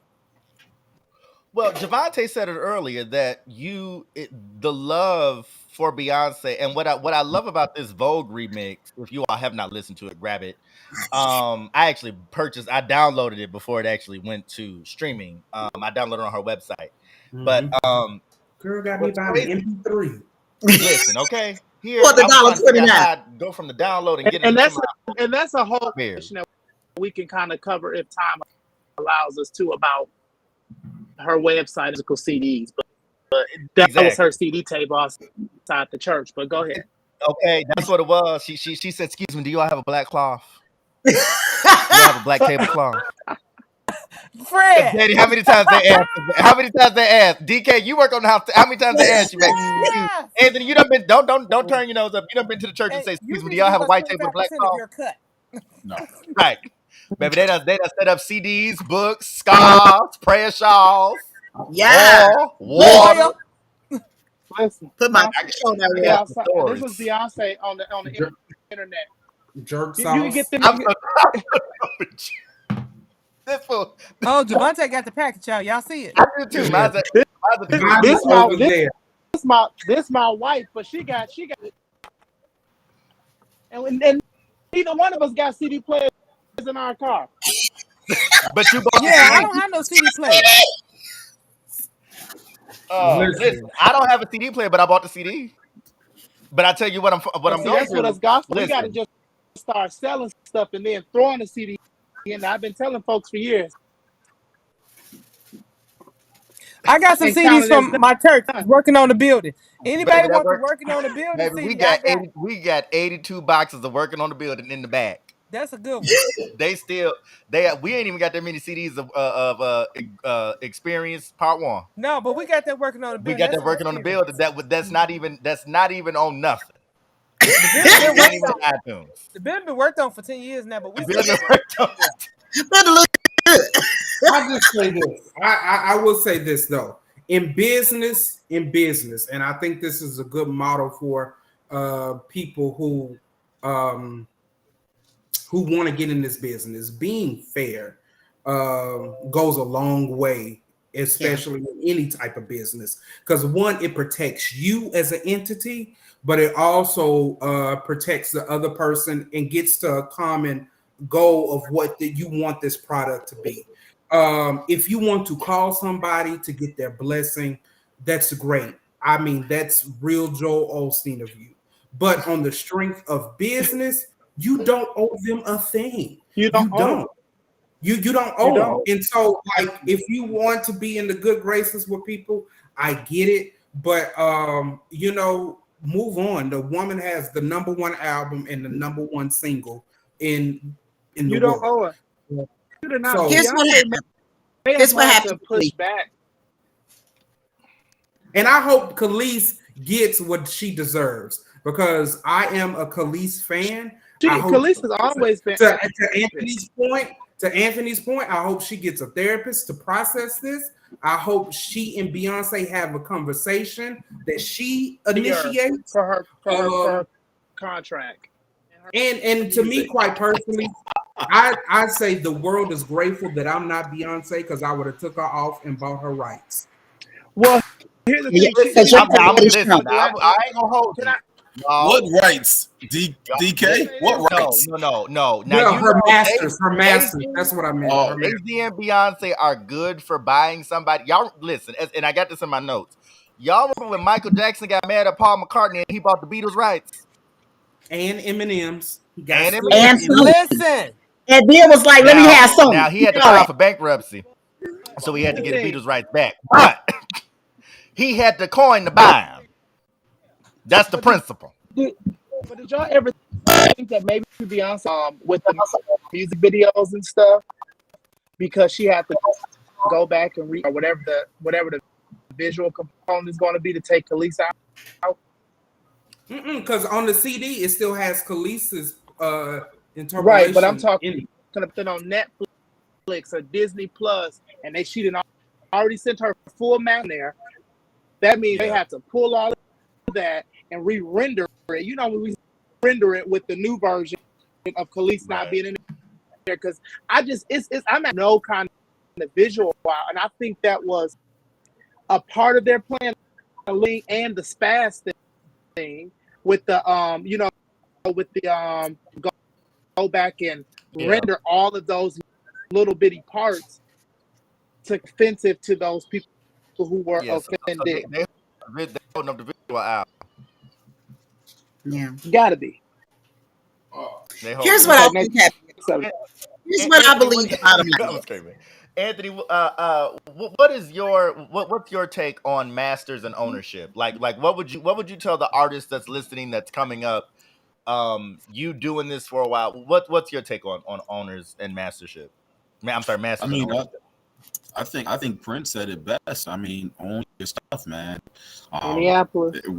These are perfect examples. I mean, I thought you brought up a great point, even with the Michael Jackson Beatles thing. I mean, how are you the Beatles, like the biggest band in the world, and you don't own your stuff? And you know, we can't be mad at the labels for understanding the treasure of that. You know what I mean? We can't be mad at them for doing business the way they did. That's, you know, that's what we signed up for, to be famous. That's what we signed up for, to be household names. You know, luckily everybody started getting smarter. But I mean, it's simple, man. Just like Prince said, own your masters. But the fact is, when you're dealing with a label, it's just different. You know, there are just different compromises we as artists have to make in order to make this stuff happen. So it's easier said than done. But you know, the goal is obviously always to own your own masters. Do you own your own man? Oh yeah, of course. I was just, I mean, I didn't answer, but I just wanted to, you know. Come on here. Javante, what's your take? And the thing, like, Javante, you got kids, so I know, like, in the conversations that we've had, you got 3 kids. And the conversations that we've had, thrice. We've talked about generational wealth and like what that does. And Javante, before you answer, I think about Beyonce and Jay-Z when they purchased Meek Mill's masters to give to his kids, so that while he was locked up, they were nice enough to like, yo, we're gonna buy the masters out and just put his kids on there so that they could reap the benefits in case this nigga stays in jail for forever or he's forever locked up and they don't free him. You know, his kids, like I don't think that Kelly's thought that through, or like when you do sell your masters, or even I think about and you guys can jump in, Quinky Clark, like we saw in the Clark sisters film, like those of us that's in the industry, we know we knew that. But in the film, everybody's like, she sold her masters for a Lincoln. And it's like, listen, the coins look good at the present time, but Maddie was right. Maddie was like, listen, Maddie said, you done messed up your future. You done messed up your sister's future. You done messed up your children's future. Now, Maddie been dead for some years. The fact that Twinkie just got her masters back 2 years ago. No, I'm sorry, last year.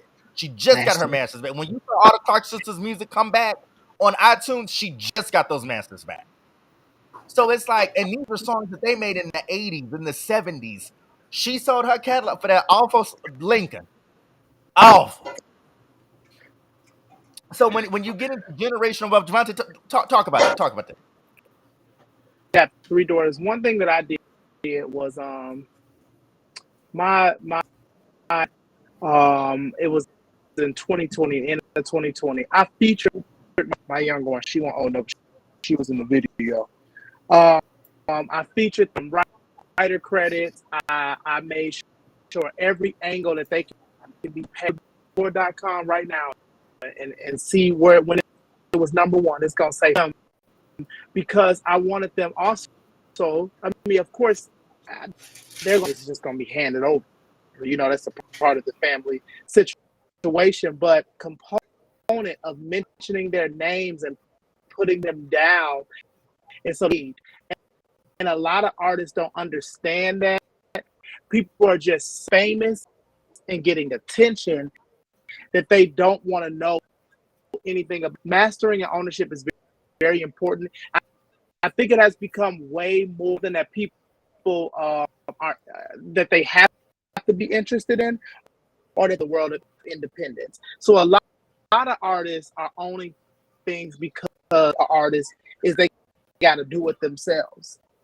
But back in the day, and we see so many different people with, I got money stolen. Now on the flip side too, that we have to stop saying, when they basically put up their money to finance your idea with pay for radio, pay for marketing, they are entitled to their money because you staged your idea too.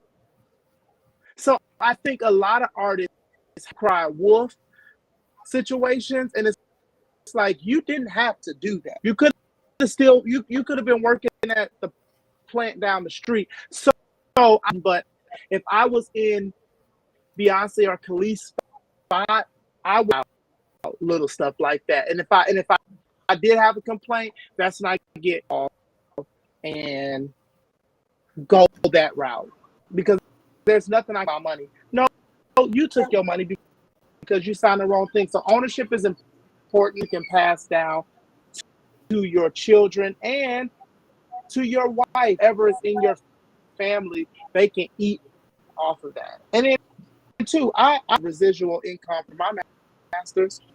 Like I legit, the house I'm in, nobody ever lived in it. It's from the ground up. So my success, it isn't, oh, that I would do X, Y, and Z. No, actually, I was able to have a really good deposit to put on this house, and I'm sitting in it now. It also gives you something to put money up for, like house. Music is real estate. Don't forget the car. We saw the car, Joe.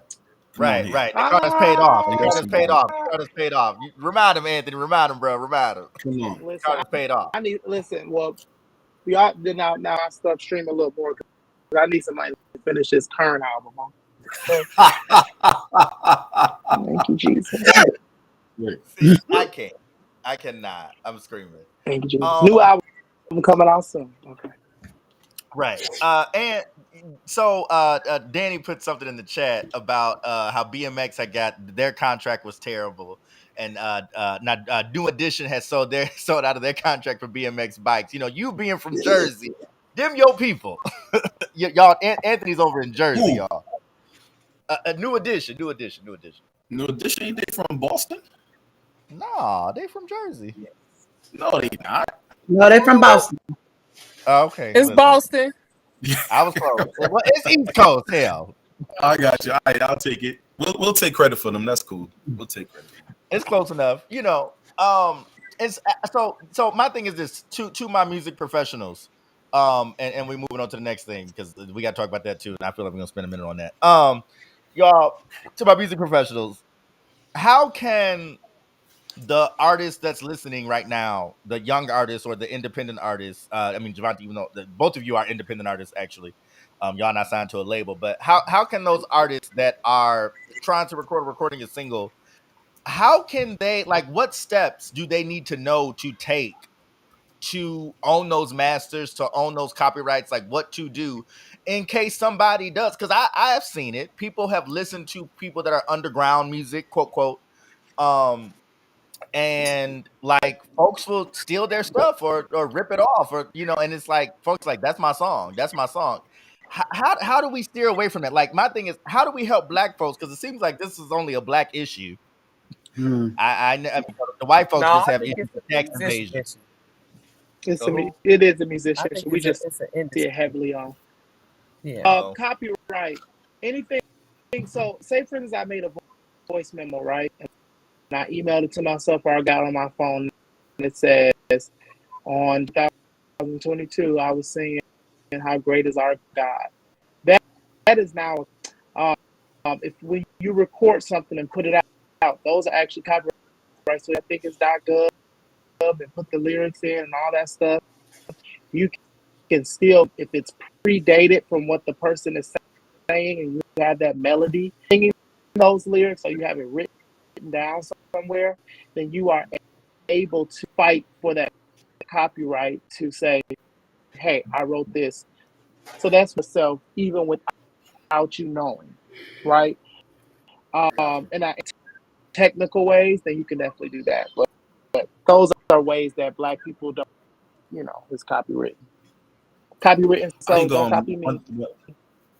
I apologize, Joe. I think the one thing I wanted to express as it relates to independent artists, I think the first thing I want to just encourage is that there is power in being independent versus trying to necessarily be on a label now. I mean, there's just you are so empowered now, and that's not something to be ashamed of or something that is less than. Like the independents are moving and shaking just as much, if not bigger, than main artists. So I think that's the first thing, just knowing that there's power in that versus trying to get on these mainstreams. I mean, but copyright, bro, that's standard stuff. I mean, I don't know if we need to really go deep into that, but if you're looking to be in a situation where you're releasing commercial records and not understanding that you need to firstly copyright your music, that I don't think that's the they need to go somewhere else. That's the first thing to do, is just copyright your music. And obviously there's some things that we date, like Joe said, in terms of like our voice notes and stuff like that. You're covered by that, but at the end of the day, just do the right paperwork. Just do the right paperwork as quickly as you can. I'll say this: I learned the lesson the hard way. Like I had to go to court over my songs. And the fact is, though it was a messed up situation.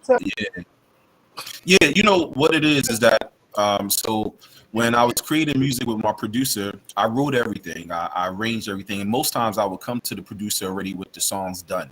Like, so I already had it in my head.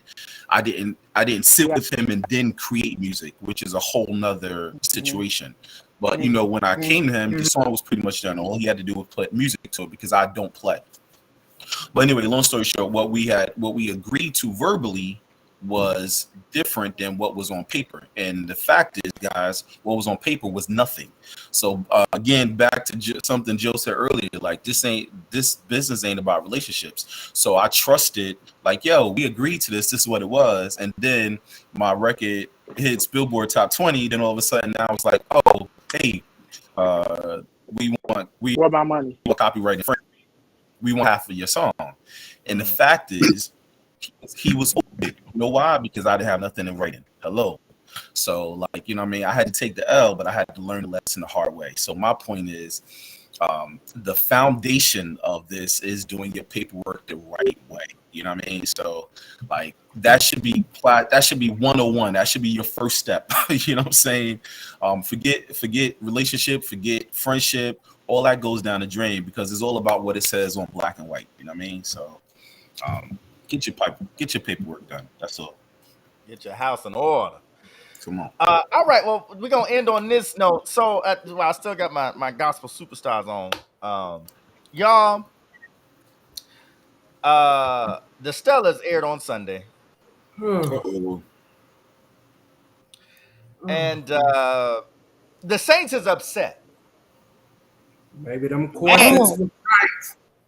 Them corsets was tight, and them. But what they had on, I don't watch it because I really don't listen to gospel music stuff. I'm sorry, No, girl, you tell the truth. It aired on Sunday. But Danny, I do. Since when did the Stellas start having Martin Luther King Day? Don't the banks end January when they change that? No, that's true. That's true. Stellas was the Stellas did on King Day. I ain't crazy. They did. They did, but they done changed it. Ever since they moved it to Vegas, they be having it all kinds of time. It was in Vegas this year again? What is this in Vegas? They singing Jesus music in Sin City? Well, that's what the problem is. Huh? Well, you got to spread the gospel everywhere. That's the problem. But what city is acceptable? Because all cities sin. So the people anywhere in New Jersey. Anywhere in New Jersey. I'm just anywhere in Jersey. Yep. Well, listen. As Hamilton the musical said, everything's legal in New Jersey. That's what it said. That's what they said. That's what they said. Listen, that's what the song. That's what Lin-Manuel said. Okay. But no, when I tell y'all the Saints was upset, the Saints was hot, and Javonte and I were on the phone yesterday, and we were chatting about it. No, we can't hear you, bro. You're unmuted though. You're definitely unmuted. You can hear us? Okay, hang on, figure it out.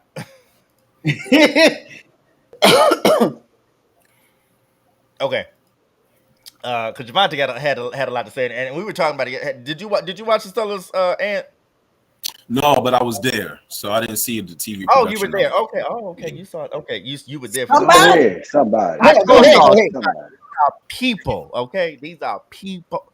Come on in. People. Do Okay. you have to go to court for your work? You're somebody. Somebody. You somebody.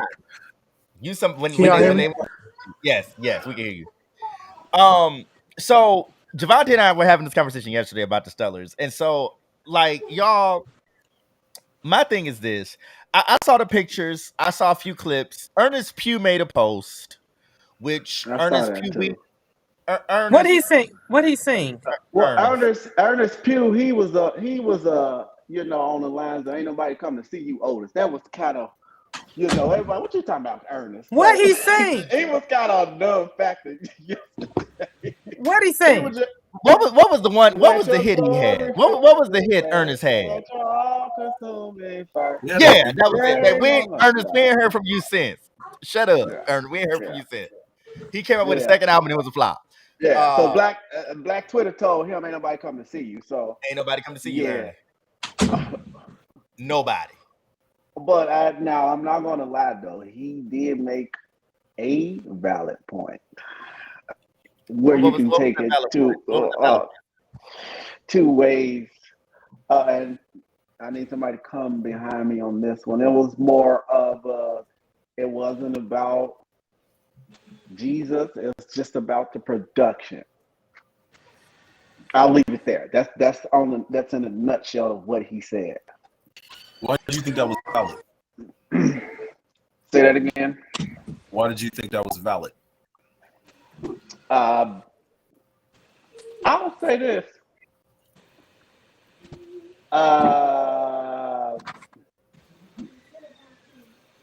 Well, let me come back around to that because somebody mentioned Maverick City, and we know what was the last thing that they performed on? The Was that Grammys. the Grammys, right? And they tried to they talked about that, about how Kirk Franklin was linking up with, you know, they in so many words, the worldly artists, and they came out and they sang, but then they were there Sunday, right? And I liked his performance at the I Grammys. heard the I loved concert it. Sunday in I loved Chicago it. was amazing. I loved Everybody has that. always I I've heard good went things here in about that Phoenix and it concert. was amazing. When I tell you And it was so black and white, and so they love God. to Anthony's point, so I need somebody to answer this for me. What is the Grammys for? The Stellars are the Grammys. I'm sorry, the Stellars. The Wait. Stellars. So I'm sorry, the Javante, Stellars. I'm you want to sorry. take it? Javante, you want to take it or So okay, so I'm answering the question. What is the Stellar for? The Stellars is that basically the Grammys of gospel. It's the biggest night in gospel music. To Ernest's post, I love Ernest Pugh. I love Charles Butler. Charles is my friend. Ernest has always been amazing. Charles is my friend. This is what I will say. We have to, mind you, Christian hip hop has been something that has been overlooked for a very long time in our churches and in our community. So I was extremely happy to see artists get multiple moments and not just one person was able to feel that moment. We all we heard was Lecrae, and then we hear somebody else, and then we hear somebody else. So to see hip hop, which is something that has been overlooked in our country and in our community for so long, now have a filter of, you know what, you can love Jesus and rap. I take my hat off to a Don Jackson who's been there for all 37 years and seen gospel music evolve. And I think sometimes we speak as if the creator of the show ain't sitting right there watching it himself. True. He know what used to be on the show and what's not on the show now. And we can take a year where we not doing let us all go back with 8 choirs, 3 worship teams, and 4 solo artists walking through the pews. Give them Bobby Jones. Just let Bobby Jones do it. It's okay because Wait. it's If I it's had somebody's glitter, time I to would cheer, throw and it and next spin year it could around in be my your room in time. glitter. Just celebrate. Listen, y'all remember that year that they had the Stellars and the Mississippi Mass Choir had marched in through the aisles. Baby, that thing. Listen, I was gonna pull that up. Listen, Clay they had said Evans they did got it the word. one time too. Yes, they Yeah. did. Clay Mississippi Got Mass the Evans. word. they got the word. Mama Mosey Burgers done singing probably about 18 years of the Stellars. I ain't gonna hold you. She probably the most That's my soloist girl. at the Stellars. I love That's her. my God got to girl. keep her here. He got to keep her. Hey, Just like got to keep my hair. Can I protect But ask yourself. I think it's really important that we do address other people's perspectives, especially who feel like Jesus was absent there, and I understand it. I'm not saying I agree or disagree, but I understand it. And so I wanted to hear. I didn't know if Deshaun finished his point or if he was coming back to it. So my bad. I don't know if we messed you up, but I wanted to understand what made you feel like that was a valid point. Yeah, y'all definitely messed me up, baby. My brain said when y'all started talking. Sorry. So that's why I asked, what was it for? But Right. let me try to read a little bit of it. So he said, well, if there was ever a time to pivot from industry to ministry, that moment is here for me. The Gospel Hip Hop Awards, formerly known as the Stellar Awards, have given us a clear indication where the focus of their platform and its audience lies. They have sent a clear message to those of us who have been in the gospel music industry for 15, 20 years that we are no longer needed, wanted, or welcomed on their stage anymore. Now, I'm going to backtrack and say I do not agree. Again, I was just kind of scanning the post and I thought about what he said. Is it ministry or is it industry or ministry? Now I'm gonna tell y'all now, my friends know I absolutely cannot stand gospel rap. I will get up and walk out on your set. I can't stand it.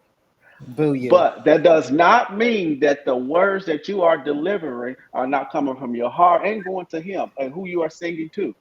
Right. So to that point, I It's do not agree it's what you're because go ahead. because what you're saying is you're doing what they call putting God in a box. Because just because I don't like that simple, I'm sorry, that specific choice of gospel or how they are delivering the word does not mean it's not coming. It does not mean they're not ministering to where they're performing at. So I do not agree with that. So yeah, Can I ain't say nobody coming to see something? you, Otis. Can I say something? Wait. Hold, Javon, before because I know where you're about to go.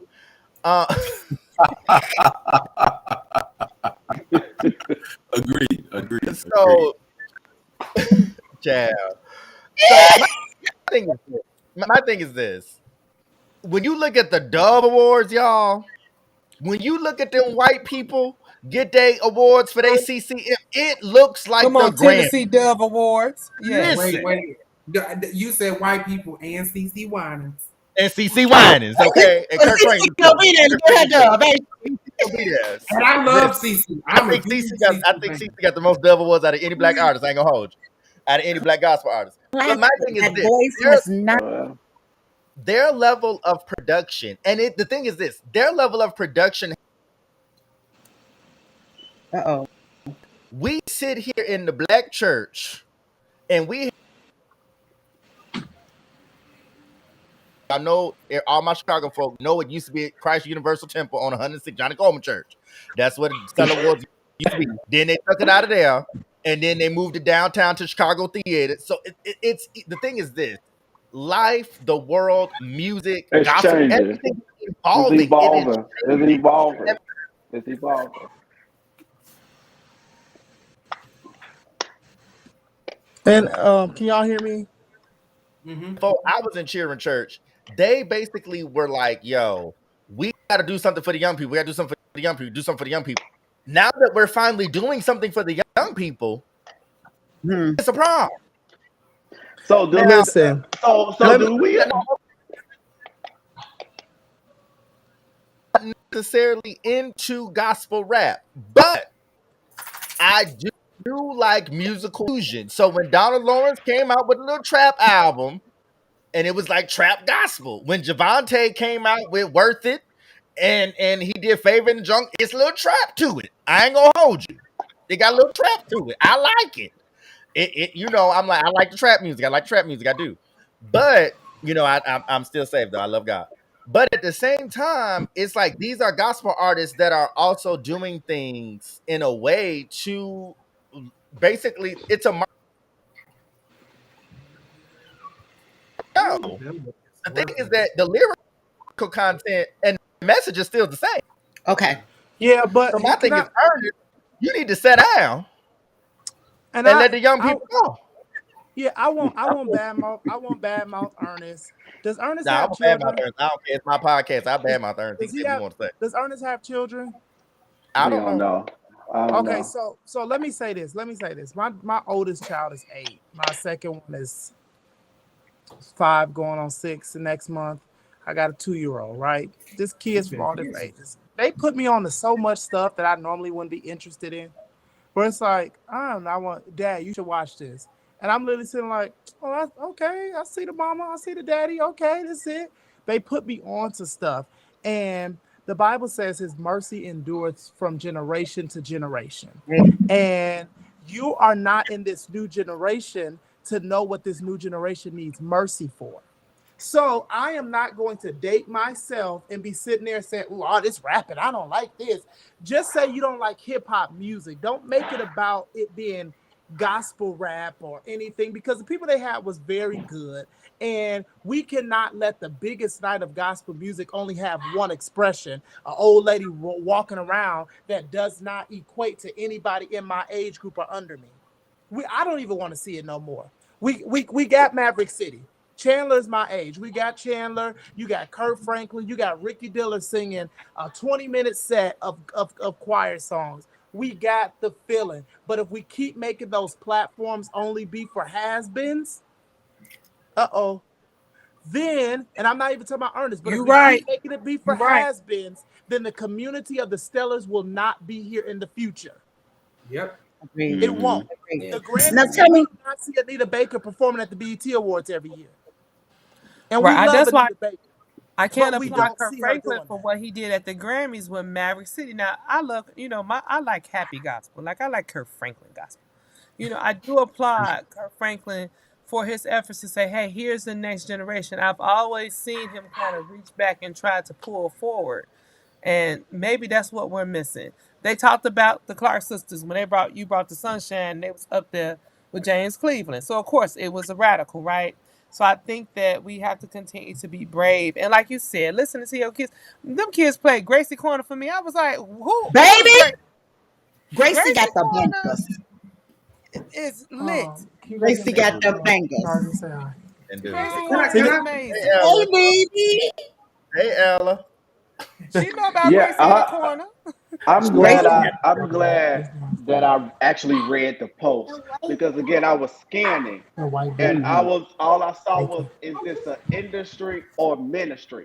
So that's why at the beginning I'm like, okay, I could see his point, but then I started reading. I read the whole thing like, nah, bruh, that ain't it. So do you That tell ain't it. me this, y'all, those of you who watch the show, do you think that Ernest's comments are coming from the actual performances themselves or coming from what we look like? Right. Because while y'all was talking, y'all know I was over here on this here internet and I was checking What it out look like? outfits and Can I say oh this? baby, rush 'em. They was out there. Rush Can I 'em. say this? I think it's both. I think it's both. I would definitely agree. And here's the thing that I want to hadn't pointed out to this. Our faith, the Black faith, is so one-dimensional. We are so behind on a lot of things. We are one-dimensional, claiming a multi-dimensional God. God is the God of intelligence. Study thy to show self-approved. And I know I butchered that, but still, No, you got it. You have to. By the way, I love that. He killed that it. shot. You have to. You have to like it.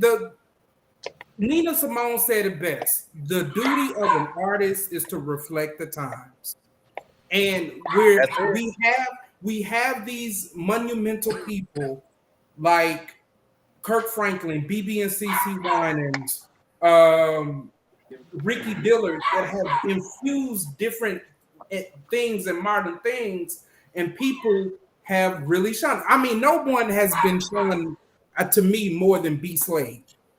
Like, can I say something? You really have, we're one dimensional, and we have to catch up. Go ahead. Yeah. God is so multifaceted. And the other thing I don't like is when people use words like industry and ministry. That's my question.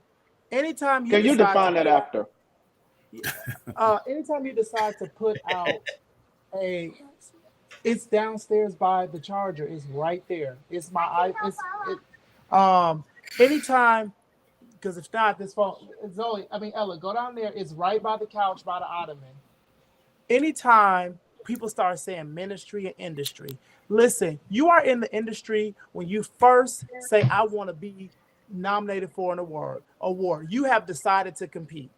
When you decide to put your album out the same day when other folks' album comes out, you are deciding to compete. When you decide, because if it's just about ministry, you would never have to make an album, because album is business, not ministry. We can watch the church tape, we can go and revisit the live stream, and we can still get ministry from that where it's free. So stop. Yeah, but here's the deal, right, Joe? So industry does not negate ministry. It doesn't have to. They don't have to be separate. And they don't have to be enemies. The Yeah. Lord can give me a ministry to have good business. And we have to stop demonizing creativity because it doesn't look like the thing that made you speak in tongues. And we also have to stop this. Everybody don't need Jesus because they come from a broken family or they was depressed. God pulled them out of an alcoholic situation. Some of these kids, like my kids, I don't need Jesus for that. We ain't never been through that. We had a good life. I just like what they saying. I like Jesus. That's good enough.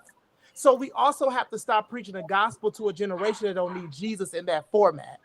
Lord, I thank you for my house and clothes on my back and shoes on my feet. Well, I've always had clothes on my back and shoes on my feet. Why would I be thanking him for that? That's a normal thing he's always given me. So they're trying to reach a different generation. It's not about personality, it's about generation. And we got to stop and even how people was dressed.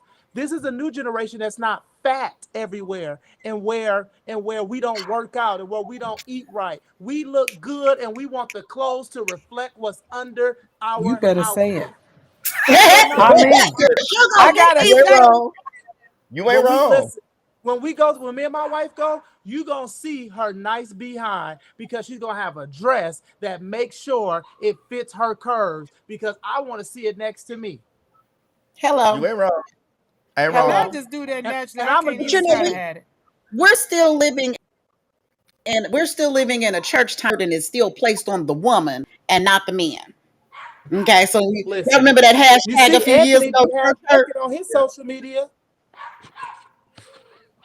Yeah. Y'all remember that hashtag a few years ago, the church hurt? I didn't participate in that because I had way too many church friends on my social media accounts, and I didn't really want to hurt them because I knew that they would understand the circumstances point blank, and you'd be able to remember that was you. So I didn't want to do to folks like that. But the black church is hell-bent on punishing the young ladies rather than teaching self-control to young men. Hell-bent. I have always had big boobies. You know how many choir stands I've been sat out of? You know how many praise dance routines I was told I can't do because one of the moves make my chest bounce? Come on. We had no meetings about. We had no meetings to talk to the men about. Let's not look at that 13-year-old girl that's praise dancing because we know she's 13. You weirdo. It was not a secret that I was a teenager, but it was a problem that my boobs moved when I danced and gave glory to God. I don't think God had a problem with it, but the church folks did. Right? So we got to get out of that cycle of victim blaming, basically. You know what I mean? That's why I asked, was it the performances themselves or was it the actual dressing? Because I'm looking at this top dress list, and I can see some people who were watching it was like, well, she got on the same gospel. And me myself, I'm sitting here like, fashion, baby, fashion, yes. I feel like this. We make these people may not ever make the Grammys. So the Stellar Awards is the Grammys of the gospel. And Anthony, what you wear? What your picture? Huh? Yeah, I know. What you wear? What you had on? Oh, yeah, it was pretty high. It was pretty high. I don't got no picture up. I gotta find it. Let me find something for you. You know, But in the meantime, but I do want to say this. I want to say this in contrast, sort of, and kind of play devil's advocate, right? So I think the fact is, I was there, and I could understand how one could, had this argument, quote unquote, of industry versus ministry. I think that throughout the whole, the performances, the production was a step up. It was a huge step up, especially for gospel. For me, I feel like we're always behind everything. I feel like the level of excellence that we generally present is not the same, generally speaking, compared to other genres. But I say that to say the production was really, really good. However, there was not any type of quote unquote God movement. There was no God moments there at all. So what you saw on the show was true. So there was not in between, like we went in and they just edited that. There was nothing. It was dry as a Sahara. So now here's the deal. Everybody looked great. I really appreciated people stepping up their artistry. The performances were dope. I appreciate people stepping up, but to the point of being a church kid, there was not a moment where we experienced, let's say, the glory of God in the manifested form the way we would normally. So I got two questions. Is this where, because he made mention of industry and ministry 3 times in his statement. So again, is there a difference, and why is he tackling both?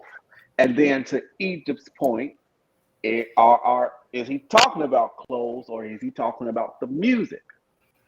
And then we can go to your part, because you said there was absolutely no move of God and it was dry as the Sahara.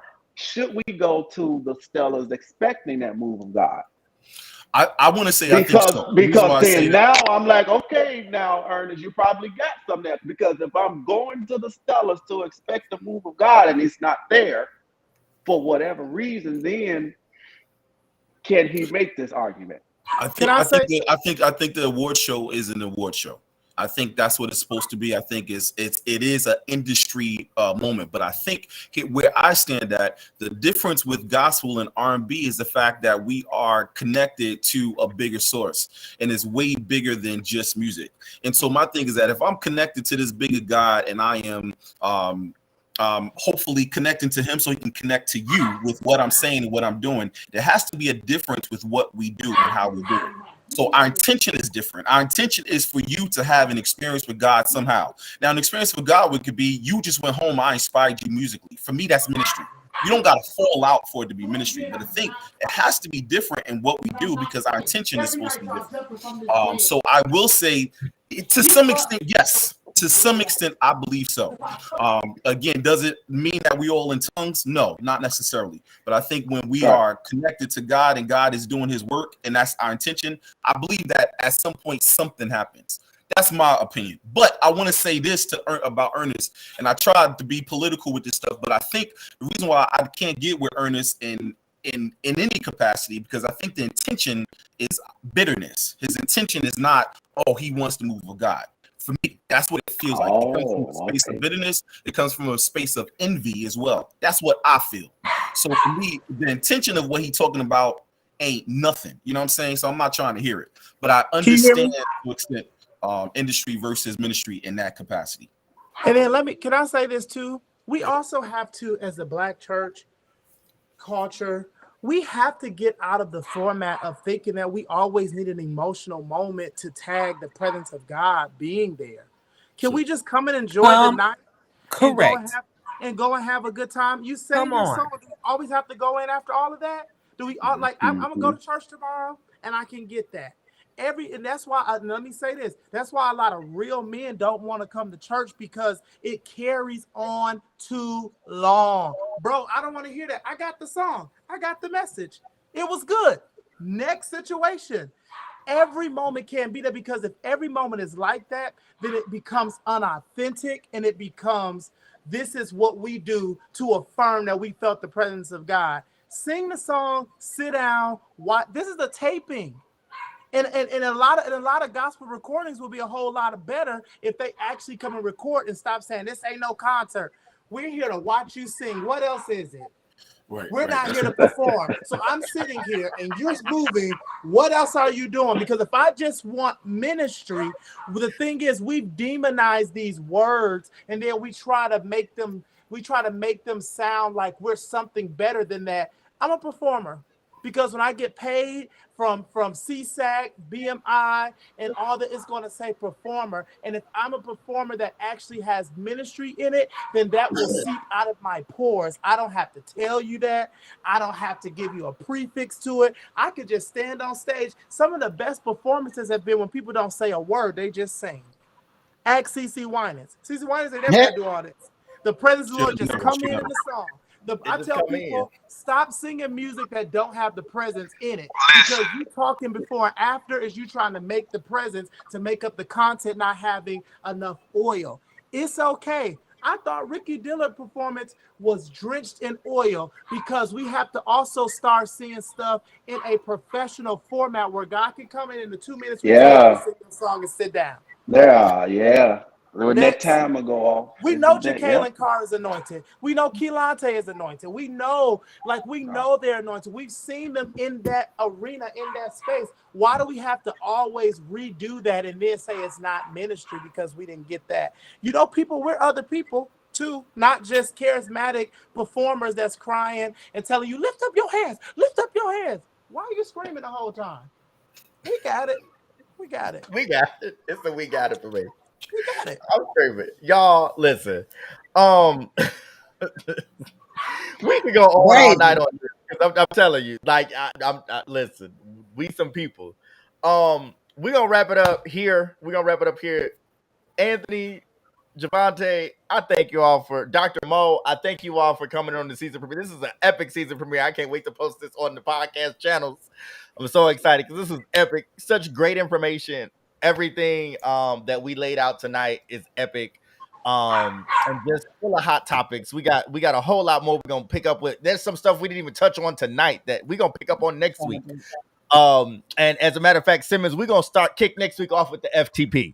And on that list, I'm starting it now. Ernest Pugh. I'm just because he sounds like one of them people that would have pissed me off during the pandemic. It just ain't church. Because you're not in the building, it ain't church. But I'm still having a hard time getting back in the. Listen, it's okay. It's hard to get back in the building. It's hard. You know, this is where we are. But I think my brothers tonight, and Javante, can y'all drop the link? It's the tambourine for me. Can y'all drop the link to y'all music? These new singles that y'all got out. Tell the people where they can grab the stuff and drop the link in the chat, and I'll add it to the cast. My new single is called Always. It is on radio now. You can watch it on YouTube. Please watch it. Listen to it before you go to bed. Go in or don't go in, whatever you feel when you get it. But please give me my view because I'll get paid whether you go in or not. This guy. Everybody needs a Javante Patton in their life. I just want y'all to know. I want y'all to know. I am tickled. You gotta have a Javante Patton in your life, but then we'll still wreck a room at the same time, okay? And tell the people where they can find your new single. Yes, I just released a new single called "God Won't Fail" about a month ago. It is also on radio. You can download it and stream it everywhere on the digital platform. We pretty excited. It's a lot of energy. So hopefully you guys like it. But if you want to follow us, you can check out at APMD Now on Facebook, APMD Now on IG, and APMDNow.com. Listen, these people got websites, y'all. They got websites. That's like amazing, y'all. Y'all go ahead. I'm gonna listen to it. They somebody. They are somebody. Okay, we got somebody. Danny, give us our final thought tonight, and we're gonna close it on out, y'all. We thank y'all for tuning in. This is season 3. Danny, before you close out, I promised my people that I would promote them. Music Box Foundation is a non-for-profit group located on the south side of Chicago. They have their end of the summer program performance tomorrow. He has musicians ranging from ages 7 to 22. They are, baby. They got a B flat blues that was kicking so hard today, it got me from way down the street. Okay, it's amazing. It's a full horn section, and these are all little babies, all little black and brown babies that look like us, giving a 5 p.m.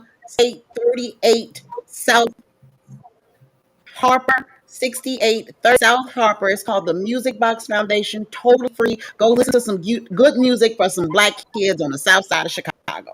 That's it. All right, Chicago, go support. It's when? Friday, you said? No, Sarah. 5 p.m. It's tomorrow. Okay. I ain't gonna make it. I get in town tomorrow. Well, you'll be here the weekend, right? No, I get in Thursday. I'm sorry. I get in Thursday morning. Sounds like a plan. Yes. All right, to all our viewers, we thank y'all. All of our listeners that are listening on the podcast, you can find us on Tuesdays. We are back Tuesdays, 7:30 p.m. Central Standard Time. I'm sorry, Central Daylight Time. And we will be here next week with some more topics. Just stay tuned to our socials to find out what we're going to be talking about next week. And again, thank you to our special guests, Anthony Ponder, Javante Pat, and Dr. Mo Brownlee. We so thank you all so much for being a part of our season premiere, season 3. Here we are. We're excited to give you bigger, better, and us, as we always do. Danny, give us our final thought and take us out for tonight. I mean, you said everything. Everything is simply great. Just to remember when we're starting the season, the purpose behind it, and it's a podcast committed to Black culture, y'all. And we have seen great representations of culture. I mean, all of our guests today, the panelists, of course, our normals. So yeah, just continue to rock with us, and we are representing the culture. If you have any suggestions, please let us know. But we love each and every one of you all. Be committed to being your best you. And we hope to see you next Tuesday. We Go get your vaccines, all of them. All right, go get your monkeypox vaccine, all of them, and the COVID one. And your booster, all of them. And don't touch me. Don't touch me.